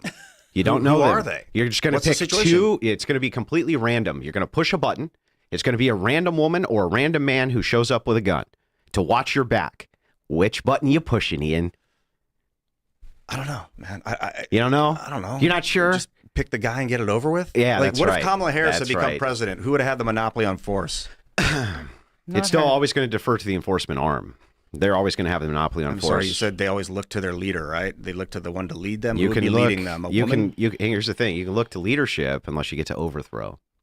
Well, now you're just saying that leadership doesn't matter, and that's dismantles your initial No, argument that people not have to saying appeal to leadership doesn't matter. I'm saying that men always have an option of force to change leadership, and women don't. Yeah, that argument is saying then leadership doesn't matter. No, because well- we can just overthrow it anyway. So well, it always comes back No, to whoever men wants it. can overthrow it, I don't know. not women. Women can also overthrow. No, they can't. People with weapons can overthrow systems of humans. Yeah. Then when's the last time women did that? Ever? I just said they can. I didn't say they They did. can't. I said they can. They can't. And they don't have the physical If prowess Kamala to had been do the it. president and the issue for the drone bombs, it would have been much easier for a female to take some physical. Like I don't want to She's- dominate this combo, but I think I'm right. She's gonna use drones that men built in order to Perhaps. dominate her enemies. Yeah, that's adaptability. Yeah, what's gonna happen is this: is that if men want to change the conditionals of the state they're in, they have the option to, and women don't, and that's a fact.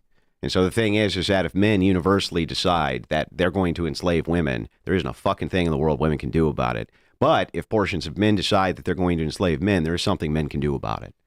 But the thing, no, Yeah, you that's mentioned the this most too, and, like, men historically are not a accurate monolith. fact on planet Yeah, Earth. but you're saying if this total incapable No, thing, no, all right men now are is You said not if if. all men come together. Not all men this is even. your position. If it's the case that in the Middle East, the Middle Easterners want to enslave women, didn't they already do that? Yeah, but that's What? How that's come? different. Why You're didn't talking about the why didn't theocracy, the Iranian theocracy? So yeah, well, any place you want to look at across the world where women are second-class citizens, can women do shit about that without appealing to men? I don't know, but the point No, that you made is no. that, Answer the question. Can women But do the thing is, shit? I can answer the question any way I want to answer the question. Yeah, but you have to And actually I just answer the did. question I'm asking. No, I don't have to. I can answer whatever that's I fine. want. I mean, you can however I want. obfuscate. If you don't like it, that's still my answer.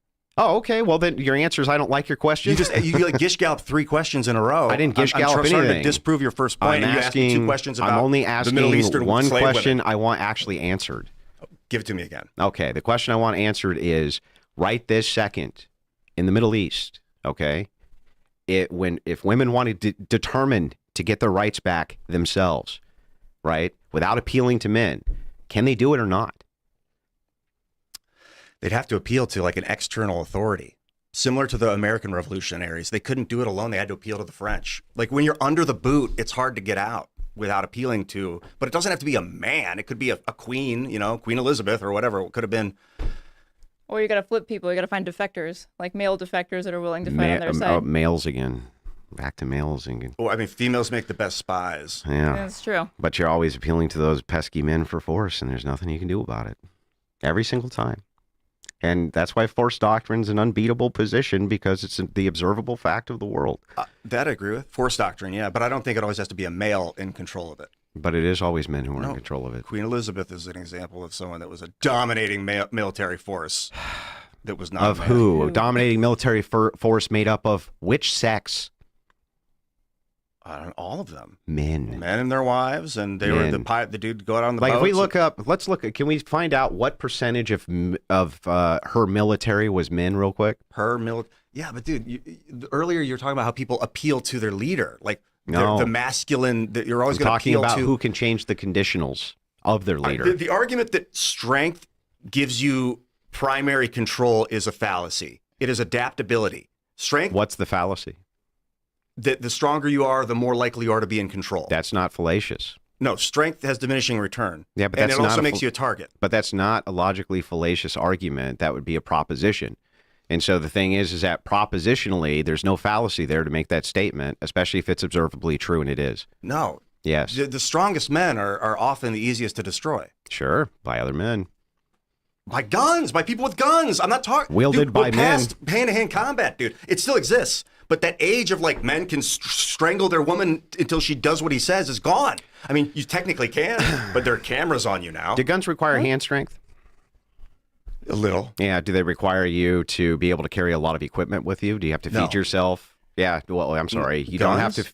to. Well, yeah. If You you're going to can use carry- guns for the purpose of combat, you're going to be carrying Multiple a kit. magazines. You're going to be carrying a kit. You're going to be carrying food. You're going to be carrying all sorts You're of other talking about if you're in equipment. military Not to mention combat. that You just carry in Florida. you're going to carry 300, 400 rounds of ammunition. You're going to carry it in a chest rig. Then you're going to carry a sidearm on top of that. Then you're going to have your helmet on. Then you're going to have body armor. You're going to have all this stuff. I'm talking about open. I'm talking about carrying your Yeah, gun but in carrying- Florida, bro. In your carrying belt, on even- your holster. That's all you got. I'm not That's talking not about joining but the that's military. not collective defense, or it's not, and it's not collective assault. That's not how that works. Can I Wait, just say, collective defense or even assault? if I have a gun and a man wants, depending on positioning, a man can always overpower me. He can wrestle the gun from me. He will be by brute force stronger than I will be in a certain position. Now, could I shoot him? I mean, I went shooting with my boyfriend the other week. He's just a better shot than I am. He's maybe if I practice more, but I do think no matter what, most men will be better shots than women. And then if I have a gun in that situation, it's just I will probably panic more. I will probably not feel as confident with a gun. And a man can overpower me, even with a gun. So do you think that women should have Second Amendment rights? Sure. Yes. It doesn't mean that they're not better at it, that they are not physically more capable of wielding it. Like he said, if you're in combat, there's a lot of other factors. There's like, you have to carry more. You have to carry rounds of ammunition. You have to be there's differences between men and women. And we can go swirl down in these arguments over and over and over again. But there's differences. And the I more agree there's we differences, the yeah. more we deny that, and the more we deny that those differences have consequences out in the real world, in jobs, in the military, it gets exhausting. I'm listening to the two of you and I'm like, oh my goodness, there's differences. And, I mean, I would be usually the exhausted men as well if somebody denied that there were differences between men and women, because obviously there are. I don't dispute that. And But I think then, I would okay, be so on go- your can we side take that it anybody back who's to the trying to feminists? is a Because- moron. Because that's how we've gotten to this point where some people believe there are no differences, and a man can be a woman, and a woman can be a man. That feminists just paved the way for that. I think that they recognize those differences because if you're talking about trans individuals, they want to transition because they recognize differences between themselves as men and versus No, as they women. don't. Right? No, They're I actively would say trying to transition so they can go from being a man to being a trans woman. There is no So there's no such thing as a trans woman. With what They're you a just man said, or if a they woman. really don't believe that there's any difference, why would they ever transition? Well, why couldn't? Why the argument is if you're a gay man, why can't you just be a gay man? Why do you have to be a Well, we're woman? not talking about gay men. We're talking about trans people. That's people's sexuality. Right. And if sexuality is just so like who do trans women want to have sex with? That's, Anybody? Again, sexuality. I'm only talking about, you said that there are these people that think that there's no differences between the sexes.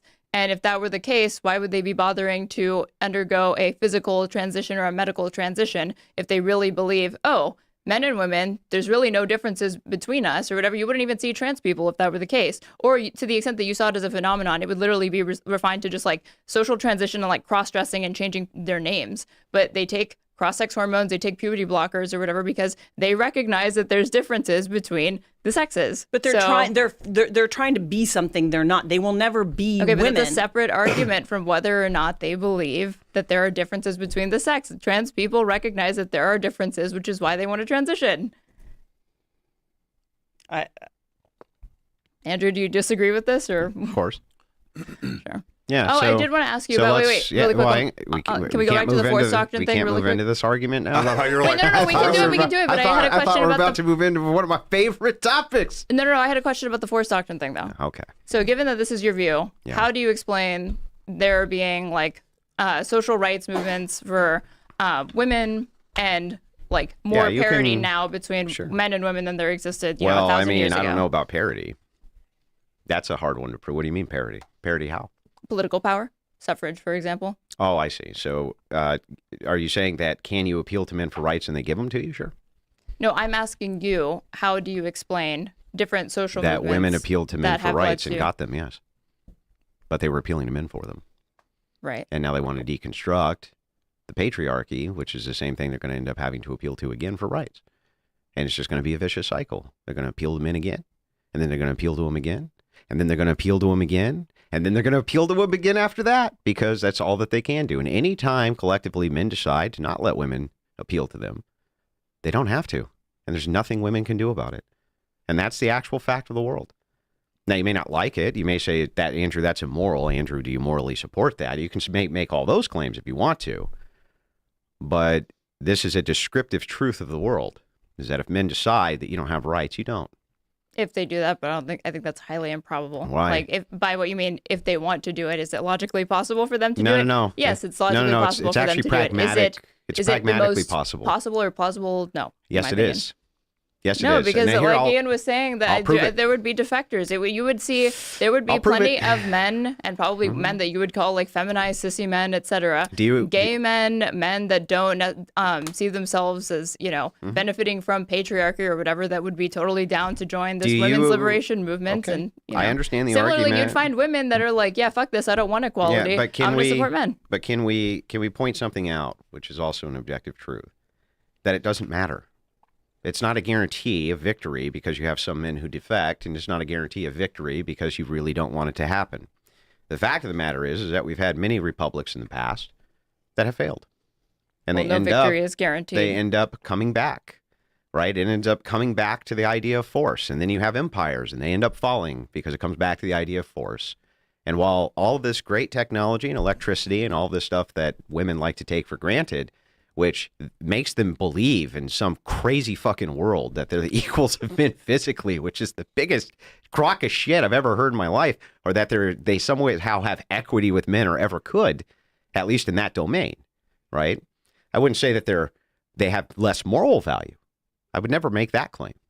Only the claim that there can never be equity and that that's stupid and it's based on the technological marvels which allow modern women to do any of these jobs successfully at all.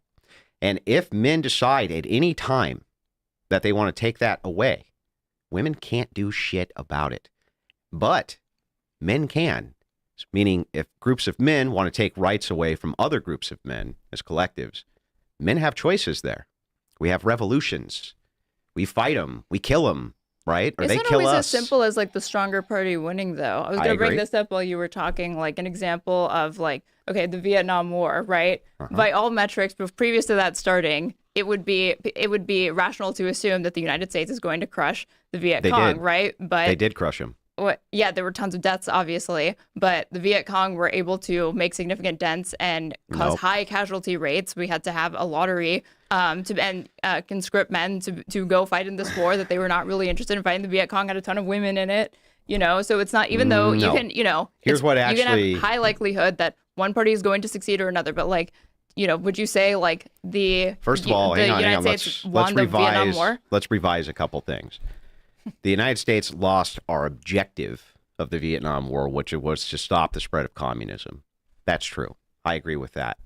We fucking crushed the North Vietnamese army and absolutely fucking destroyed the NVA. Yes. Okay? Brutally and quickly, and it wasn't even close. And if we wanted to level all of Vietnam in 3 weeks and kill everybody in there, we could have done it. We had a specific objective, which was a police action, and failed in that objective. The military is not designed to be a police force. They suck at it. Historically, all militaries have. The army is designed as this big giant machine to roll over everything and fucking crush it into dust. That's what its job is. It's not there to police populations. That's what policemen are for. They police populations. The military is not good at that. Never has been.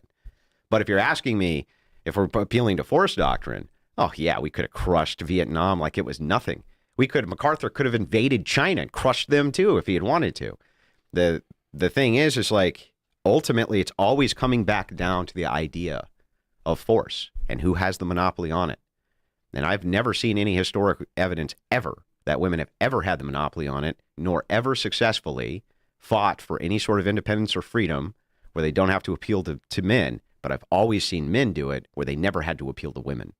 And so the historic standards on my side, the strength of force, and half of the conditions of half of the world right now is on my side for my argument. What you guys have is vibes and maybe one day. Vibes and one day, though, Andrew, one day we'll be able to overthrow that evil patriarchy with fucking robots and shit like that. And it's like, I don't think so. But that's just me. I think in regards to like maintaining authority, you need the strength to seize the authority, and then you need the wherewithal to maintain the authority. And that's more of the feminine energy of the leadership. You need wisdom. You need to see your own flaws. You need to admit when you're wrong. Like that's how but you do need strength to take it and to protect it. And to keep it. But what's on the inside is where the women become very important. Well, this is not what's in dispute here.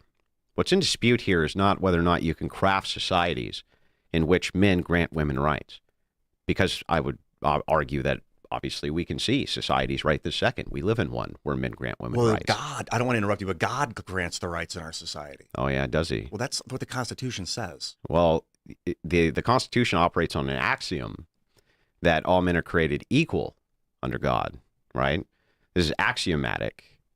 I'm not saying I don't think it's grounded, and I don't think it's well philosophically grounded. While I, as a Christian, would argue that there's some positive rights, or at least could argue that there's positive rights. From her view, there isn't rights at all. From your view, rights are a social construct, aren't they?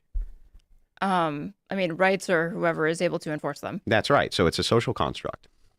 But I don't even really dispute with you with the force thing. Like, Yeah. who determines a right? Is that by divine right, by God or whatever? But like, as far as like well, the they're just- practical reality well, of hang on, like let who me ask can you enforce this. their rights, Just- that really comes down to force. I just want to make sure we get this clear. Is a right a social construction from your view? We make it up. And then we have guns and say, do it or else. Or these people are allowed to do it or else. There's something about my answer intuitively that wants to say, no, I don't believe it's just like a social thing or a social Well, what would you phenomenon ground or it in? construct. I don't know, not divine command theory though, so, So I'm not sure. So you can't ground it in anything, can you? I guess not, no. Yeah, because you just make them the fuck up, don't you? What do you ground it in? Well, I ground it in God, but I have a different worldview than you. And when we're debating this, we're debating it from the prism of our worldview. While I, as the Christian, might be able to grant that there are rights, why should I ever grant them to you, commie? You don't believe in them at all. From your view, if I take away all of your rights, we just made them the fuck up anyway. I feel like that's a highly reductive way to characterize my arguments. I'm sorry you feel that way, but how is it not the case that from your view, We just made them the fuck up. They're not grounded in anything. And if I take them away, how's that even immoral? You conceive of these things and look at them through lenses that I just don't find useful, or I have not thought to do so. From the Marxist lens? They could be useful. No, I'm saying from a Marxist materialist lens, yes. But like, I mean, my general opinion on rights is that they're useless if you only have them de jure, but you don't actually have a way to enforce them. Or similarly, it is, I wouldn't say equally as futile, but it's also a precarious position to be in where you can enforce your rights, but you have not actually secured the legal protections and the de jure actually gotten them ensconced in writing in a constitution, et cetera. But how is it not the weakest sand on earth to say that we need to enforce these rights that I just made the fuck up? Because they're not grounded in anything. I just made them up.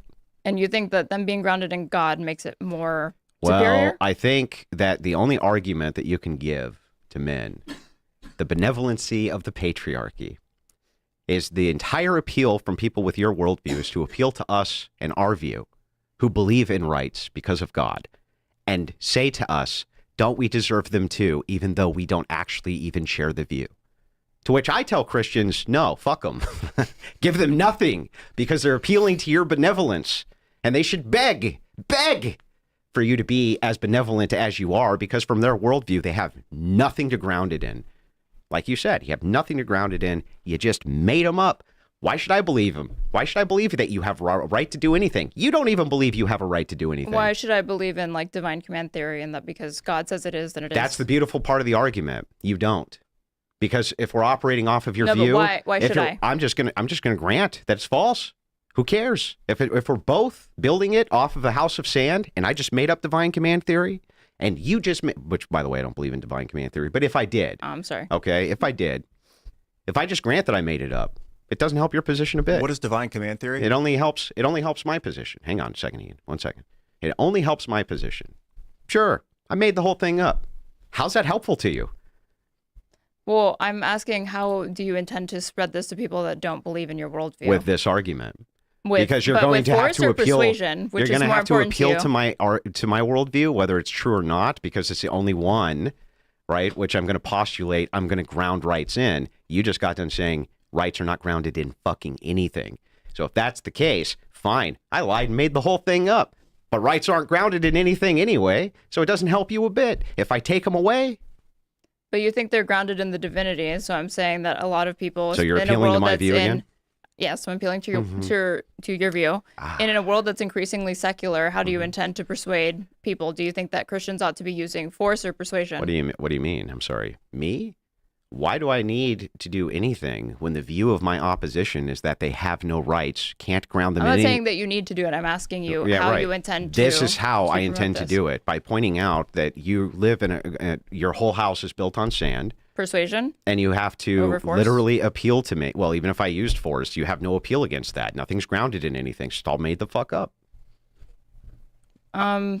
Sure, yeah. I guess I sleep fine at night knowing this or whatever. I guess I would consider I'm like a moral anti-realist. I don't believe in these sorts of like. And that's why you have to, and you epistemic guys foundations always that you have do. to appeal, you moral anti-realist, to moral realists who believe in moral facts, because that's what prevents us from enslaving all of you. But to answer your question, But hang on. Isn't that true? That what prevents us from enslaving all of you is you're appealing to our benevolence as moral realists. you mean Christians? What prevents Christians from enslaving everybody else? Yeah. I don't believe so, but okay. Yeah, they're not appealing to their Christianity and Christian ethics to just not go ahead and enslave all women and stuff them in cages. Just stuff them in there. No, I don't think so. No. Why not?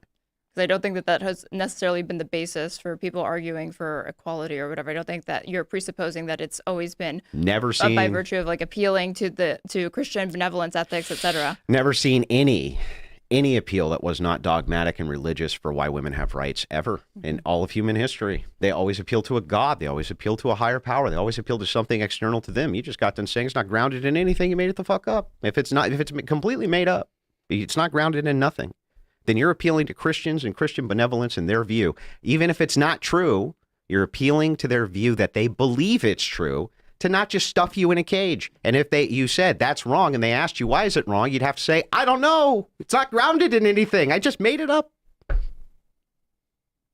And that's the most persuasive argument on planet Earth, in my opinion. I think that the founding fathers sat around and had this conversation, and they're like, look, we know through all human history, rights were dictated by who had the guns, who had the strength. We have to change that because it constantly, Goblin King switches hands, the next strongest guy overthrows. Oh, so they're like, let's say it's from God. Or they really believed it. I know they were like Christian dudes. Not all of them were like Catholic or anything. I mean, they were all their own. Thomas Jefferson wrote his own Bible. What's that?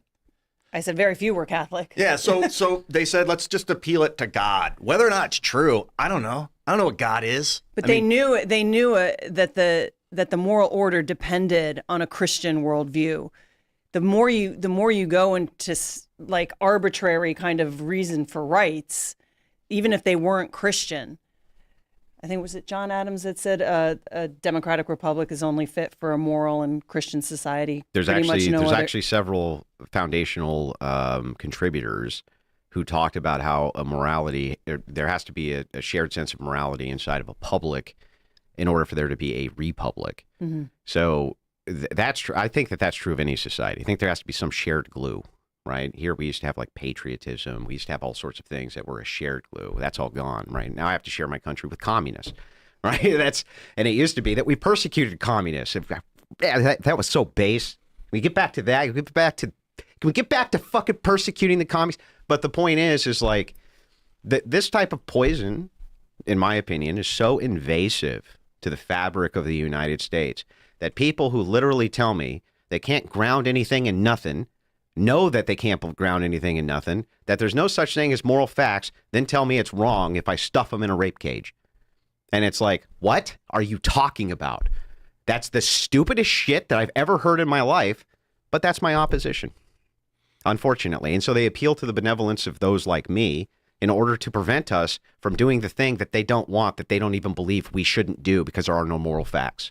That's the retarded state of the world that we're in. And Andrew is very magnanimous for not stuffing lowly communists like me in gulags and whatnot. Were you always? Yeah, well, I mean, from your view, how is that anything but benevolent? Why shouldn't I? As a moral anti-realist, why shouldn't I do that? What would make that immoral? Tell me, what would make it immoral as a moral anti-realist for me to stuff your ass in a gulag? What? It's a more consequentialist outlook that I think that based off the outcomes. Wait, there's no moral facts, right? No, they're not real facts, no. But, so then there's nothing I'm really doing that's immoral, is there? No. No. Okay, that's highly... No, I disagree with you. I'm saying in a gulag, is that immoral? No. It's immoral, but not under the same framework. I'm not using the same, like the moral realist framework to say that it's wrong. It's wrong for other reasons. Mm-hmm. Yeah, do you believe in objective truth? No. No, is that true? Subjective. Okay, so you don't believe in objective truth. Are you like a math realist? Hang on, and I ask you if that's true, and you say no, that's not true either. So I can't believe anything you say, and you don't believe that there's any such thing as rights, but it's wrong for me to do something bad to you, even though there's no moral facts. Fucking genius. This is your opposition, ladies and gentlemen. These are the communists who are taking over academia and teaching your kids. So wait, what's your, if you believe that, then I think that goes to show that there are, more powerful means than simply force to be able to enact your political will amongst the masses and the population. You're saying that there are soft power and institutions that you can access that can erode these sorts of protections for Christians, for moral people, etc. And there's not even a single drop of bloodshed. There's not a bullet shot if they ever. wanted to be. But there could be if we wanted it to be. And you got to appeal to. They're using soft power, and that in and of itself is pretty strong. But what will win, soft power or force? In the end, force will win. But I'm saying that I don't think that even under his view, he's not discounting that there is a significant advantage in having these sorts of soft power and having access over these institutions, even if they're, academia or whatever. There over is, media, but the only over reason culture, it works et is because you're appealing to people that say if you kind of just come in here with force that's wrong, and we have a moral order that would tell you that it's. But it still works. So what you're doing is, and what a lot of women do, we can maybe go back to the feminism thing for a bit, is appeal to emotion. And say a morality, an objective morality, to say it is wrong to enslave other people. It is wrong to use violence against people because they don't believe. And this is what the left has done.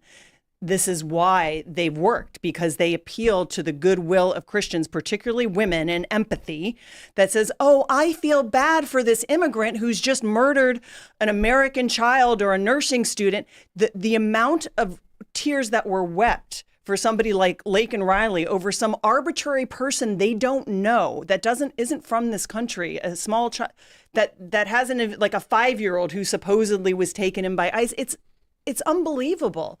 It's selective empathy. It's empathy in this broad, I'm not saying compassion isn't there, but these women have this empathy for broad, abstract people more than the people closest to them, more than the family. This Renee Good woman put her own family in jeopardy. She is now has her son or daughter is without a mother because of this abstract idea of that we should protect some boy that she doesn't know.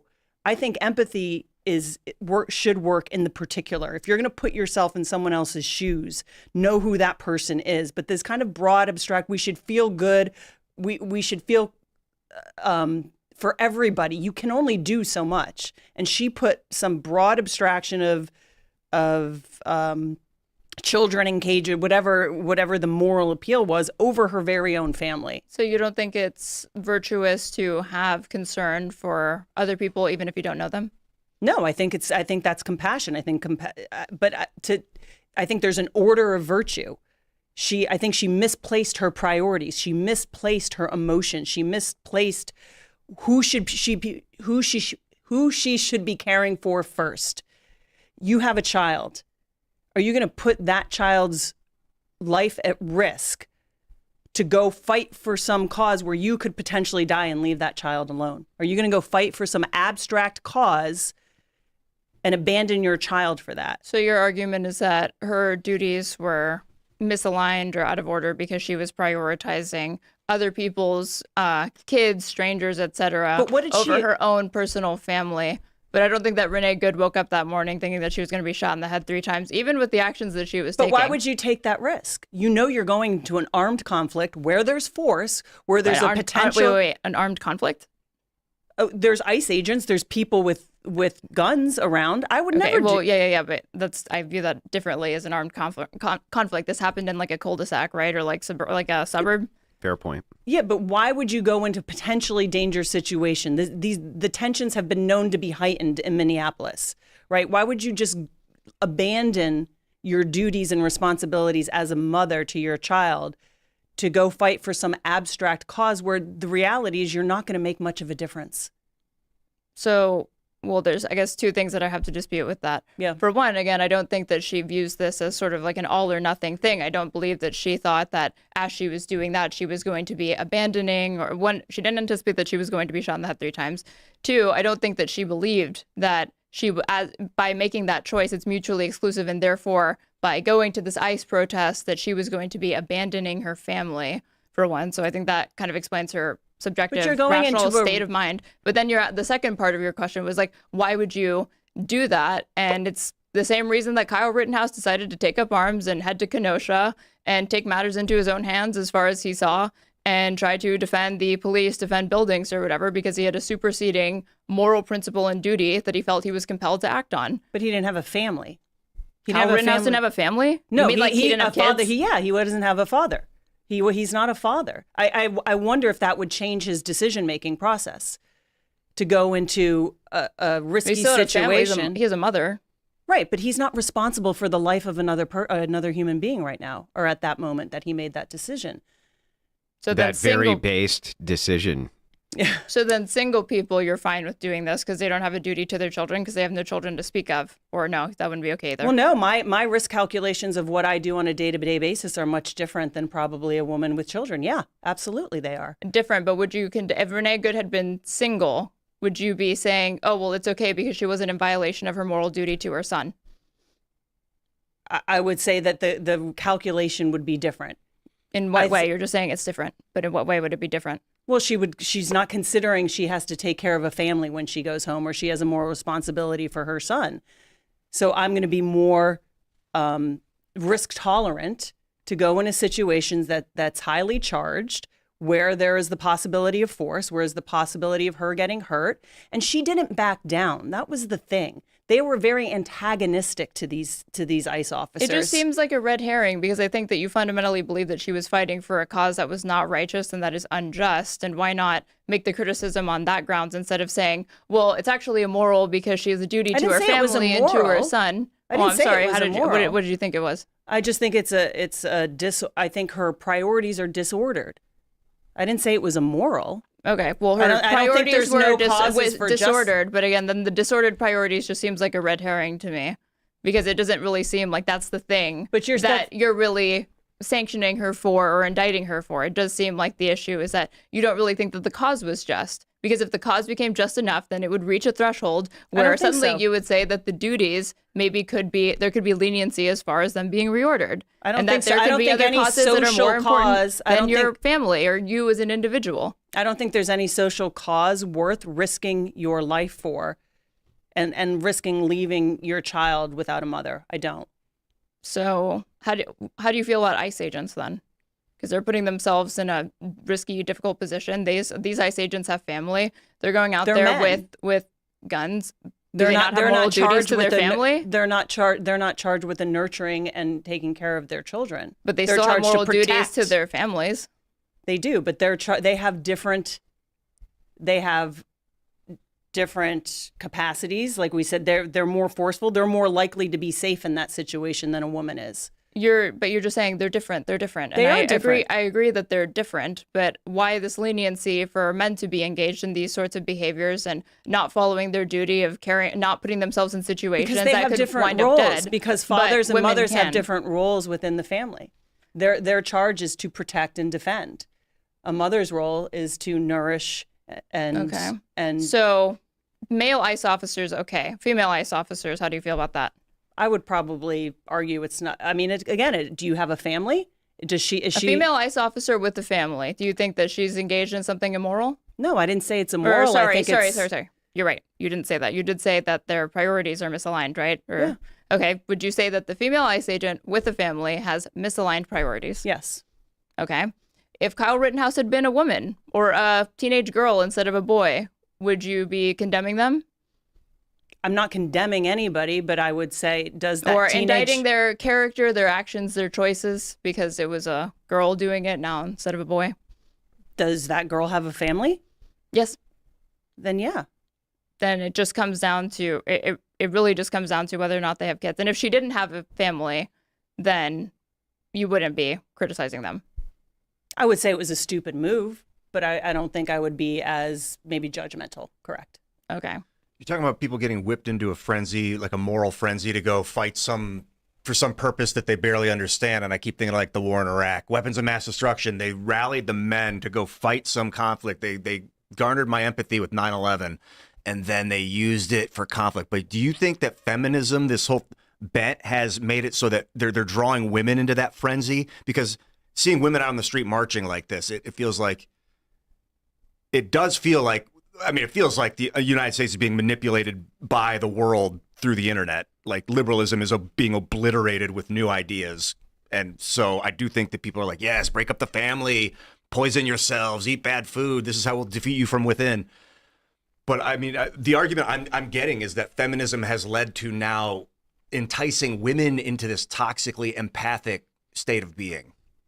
Whereas they used to not give a shit. They wouldn't go out. They didn't. I mean, they did start the French Revolution. The women were the ones that went out because when the food runs out, they went out there with their cookware and they were pissed off. But I mean, that was a really big deal. They ran out of food. You know, the women stepped up. I don't know. I'm asking question? you about your argument. Are you saying that feminism is making women crazy? Is making women severely empathic to a fault? Yeah, I mean, I think it's appealing to. I think there's positive attributes to male qualities and positive attributes to female qualities, and vice versa. You can have what you call toxic empathy. I don't like the word toxic in general. I don't think masculinity is toxic. I don't think femininity is toxic. I think them aimed in the wrong direction leads us to chaos. As opposed to order and compassion in the right direction. I think these women are placing their empathy in the wrong direction because they don't, it is natural instinct, it is biological difference.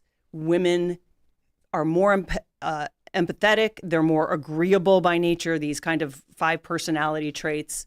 And I think they have been manipulated to feel things, to redirect what would normally be directed at a child or a family to these kinds of abstract social justice causes. So what is your prescription for these women? I'll go back to the female ICE agent with her family. Do you think that any female ICE agent who has a family ought to resign from ICE? I don't think that most women, because of their differences, because of their physiological tendencies, the way they think, the way they are in their femininity, would want to be a female ICE agent. Now, if they do, that's exist. fine. So do you think that they ought, That's fine. if they exist and they have families, do you think they ought to resign? Yes or no? I'm not going to force them to resign. I wouldn't I'm not do asking if you would force them. I'm asking if they ought to resign.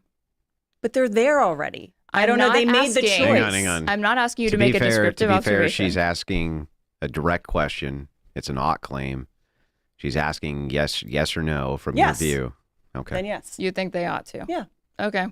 And you see this, I guess this kind of cuts against your kind of vibes argument because you're finally drawing lines in the sand with what professional, achievements that you're willing to accommodate women making in this society, and you draw the line at female ICE officers Risking with your family, life, for example. Yes, I would say risking your life. There's a higher risk that your life is in jeopardy as an ICE officer than there is as a doctor in a hospital doing rounds. Do you extend this to female police that have family? Yeah. So there should be a police force that's entirely comprised exclusively of and only of men. Depends on their role in the police force. Are you talking about a higher risk kind of role? I'm sure I don't know much about different roles in the police. I mean, in the Army, can women do certain things? You mean like payroll clerks and things like that, I'm Not just guessing? that. Yeah. Or well, PI, I'm not even talking about the more kind of like to the extent that a blue collar job like police work has like white collar aspects. I'm not talking about the paper pushing or the admin stuff. I'm talking about people that go onto the field, effectuate arrests, are actually out in the community enforcing law. Do you believe that that should be comprised of any women? I think there are, yes, it can be comprised of women, but I'd be curious to know how many women choose that path. So how come female ICE agents with families, you're saying that's a no-go, they ought to resign in your view, but when it comes to the police force, domestic duties, law enforcement, etc., that can accommodate having women within its ranks? Why is that? I'm not saying it can or can't accommodate. I am saying you believe rule, that it ought the to be exceptions able to. do not prove the rule wrong. That's all. You can have, if they could, first of all, if those women can live up to the standards of what needs to be. I'm not saying that they disprove it. I'm asking you to delineate and explain why, in one case, with the female ICE officers that have families, you say they ought to resign. But when it comes to the police force, you're not calling for female cops or ones that have families But you to forced resign. me to a binary to say, should they resign or not? I would forced say, you to answer a hypothetical question. And Right, I'm asking you claims about your worldview and your normative claims. Which is fair. That's fine. I get it. But what I'm saying is how many women are actually as ICE officers, right? You can have exceptions to a rule. I don't know. So maybe I'll have to back away. So would I ask them to resign? No. But the thing is how many, I just don't think that you want a majority of police officers or ICE officers to be women. The fact is, those are roles better suited for men. Are there some women that can fill those roles? If they are as strong as men, if they meet the requirements, sure. And if they want to, I can't force a woman to say who has children, don't do that. You can, but if you could, you would call on them to resign from ICE.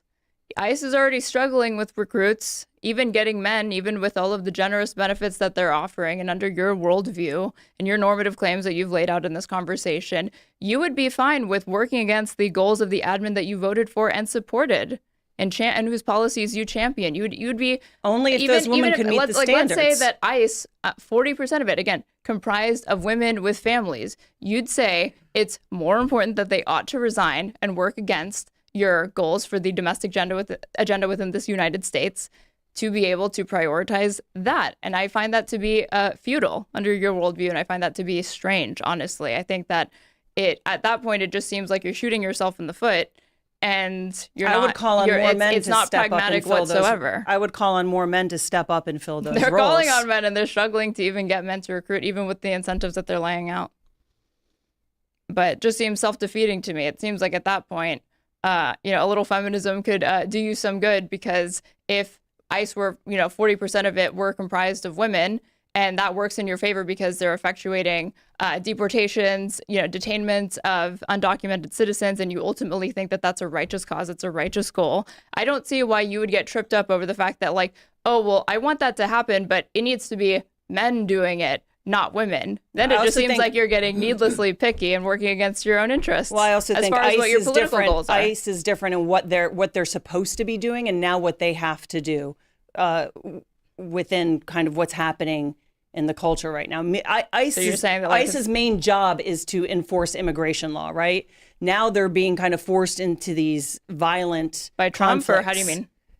Because Trump is the one deploying them and saying that they need to be going to these cities doing all of the shit. So when you say they're forced into this position, who's forcing them? You mean Donald Trump? No. I mean, typically, if an ICE agent was just to do their job, they would go in, take the illegal immigrants or whomever they're supposed to deport and take them out of the communities, right? They wouldn't be involved in these violent conflicts if there wasn't this mass uprising. Deportation program underway, which I assumed you supported. Do you not support the mass deportation program? I support what they're doing, yes.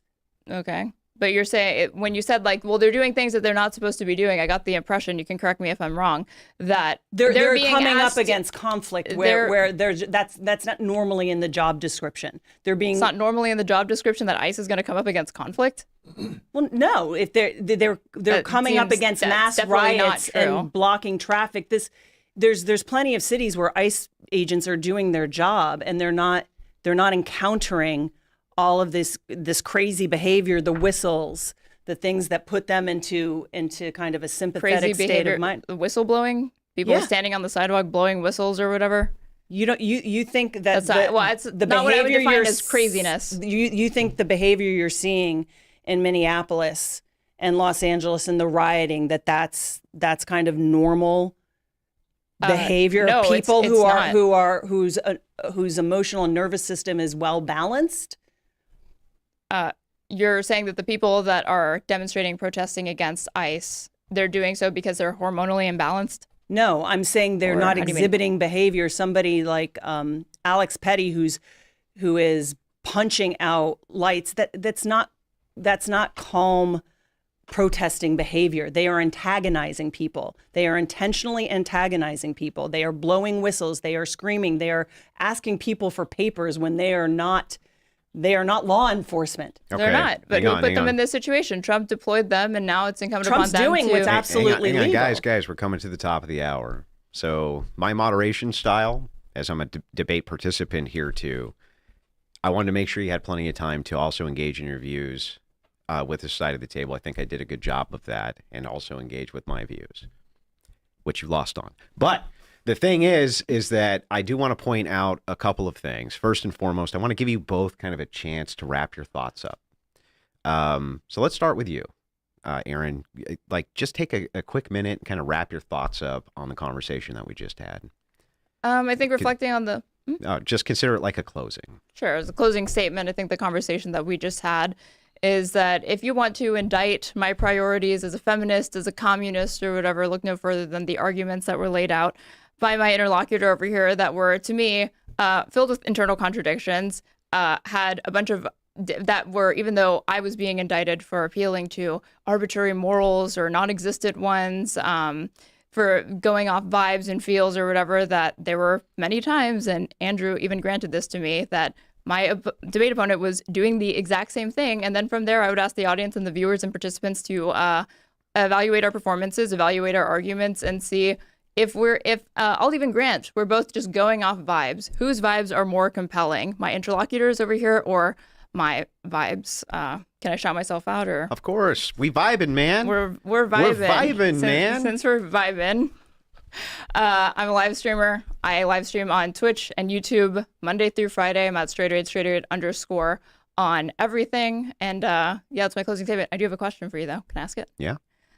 Would you be interested in dropping the fee that you have to debate Pisco Liddy, the lawyer? No. Do you No? know why that fee's in place?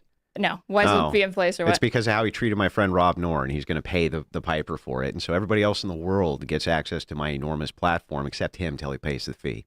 So they pay, how much is the fee again? It's only $4K. $4K. And he has to pay it himself, right? Nobody else can help? Oh, I don't care if he fundraises. Oh, you can fundraise it? Of course. Okay, if he crowdfunds. I don't care. As long as liberals are paying it, he's paying it. I don't care.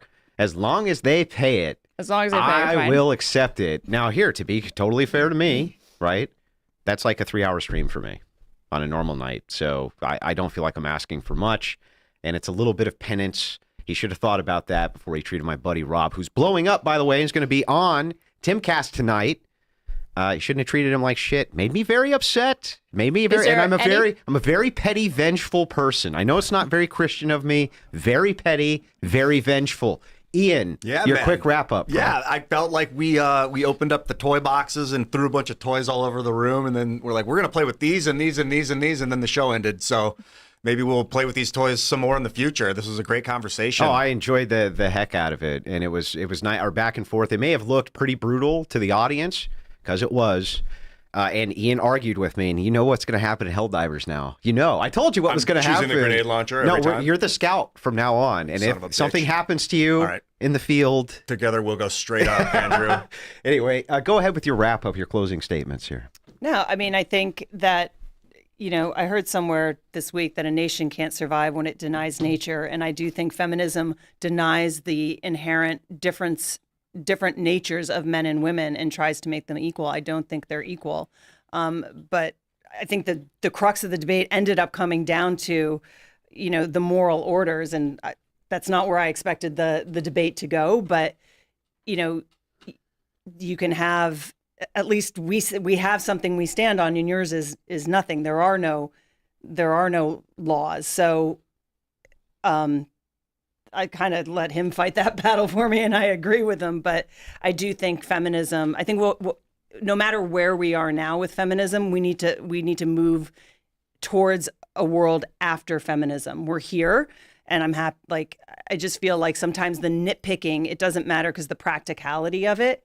And I like debating, but at some point it just feels like circular tail wagging and navel gazing. And I always want to get to, okay, we're here now.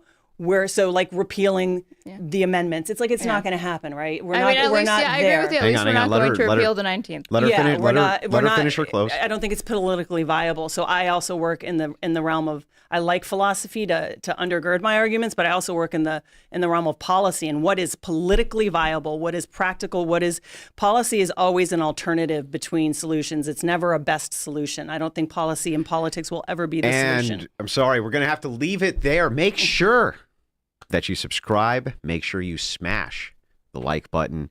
Make sure that you pump those numbers up. Ladies and gentlemen, I'll see all of you back for Timcast tonight.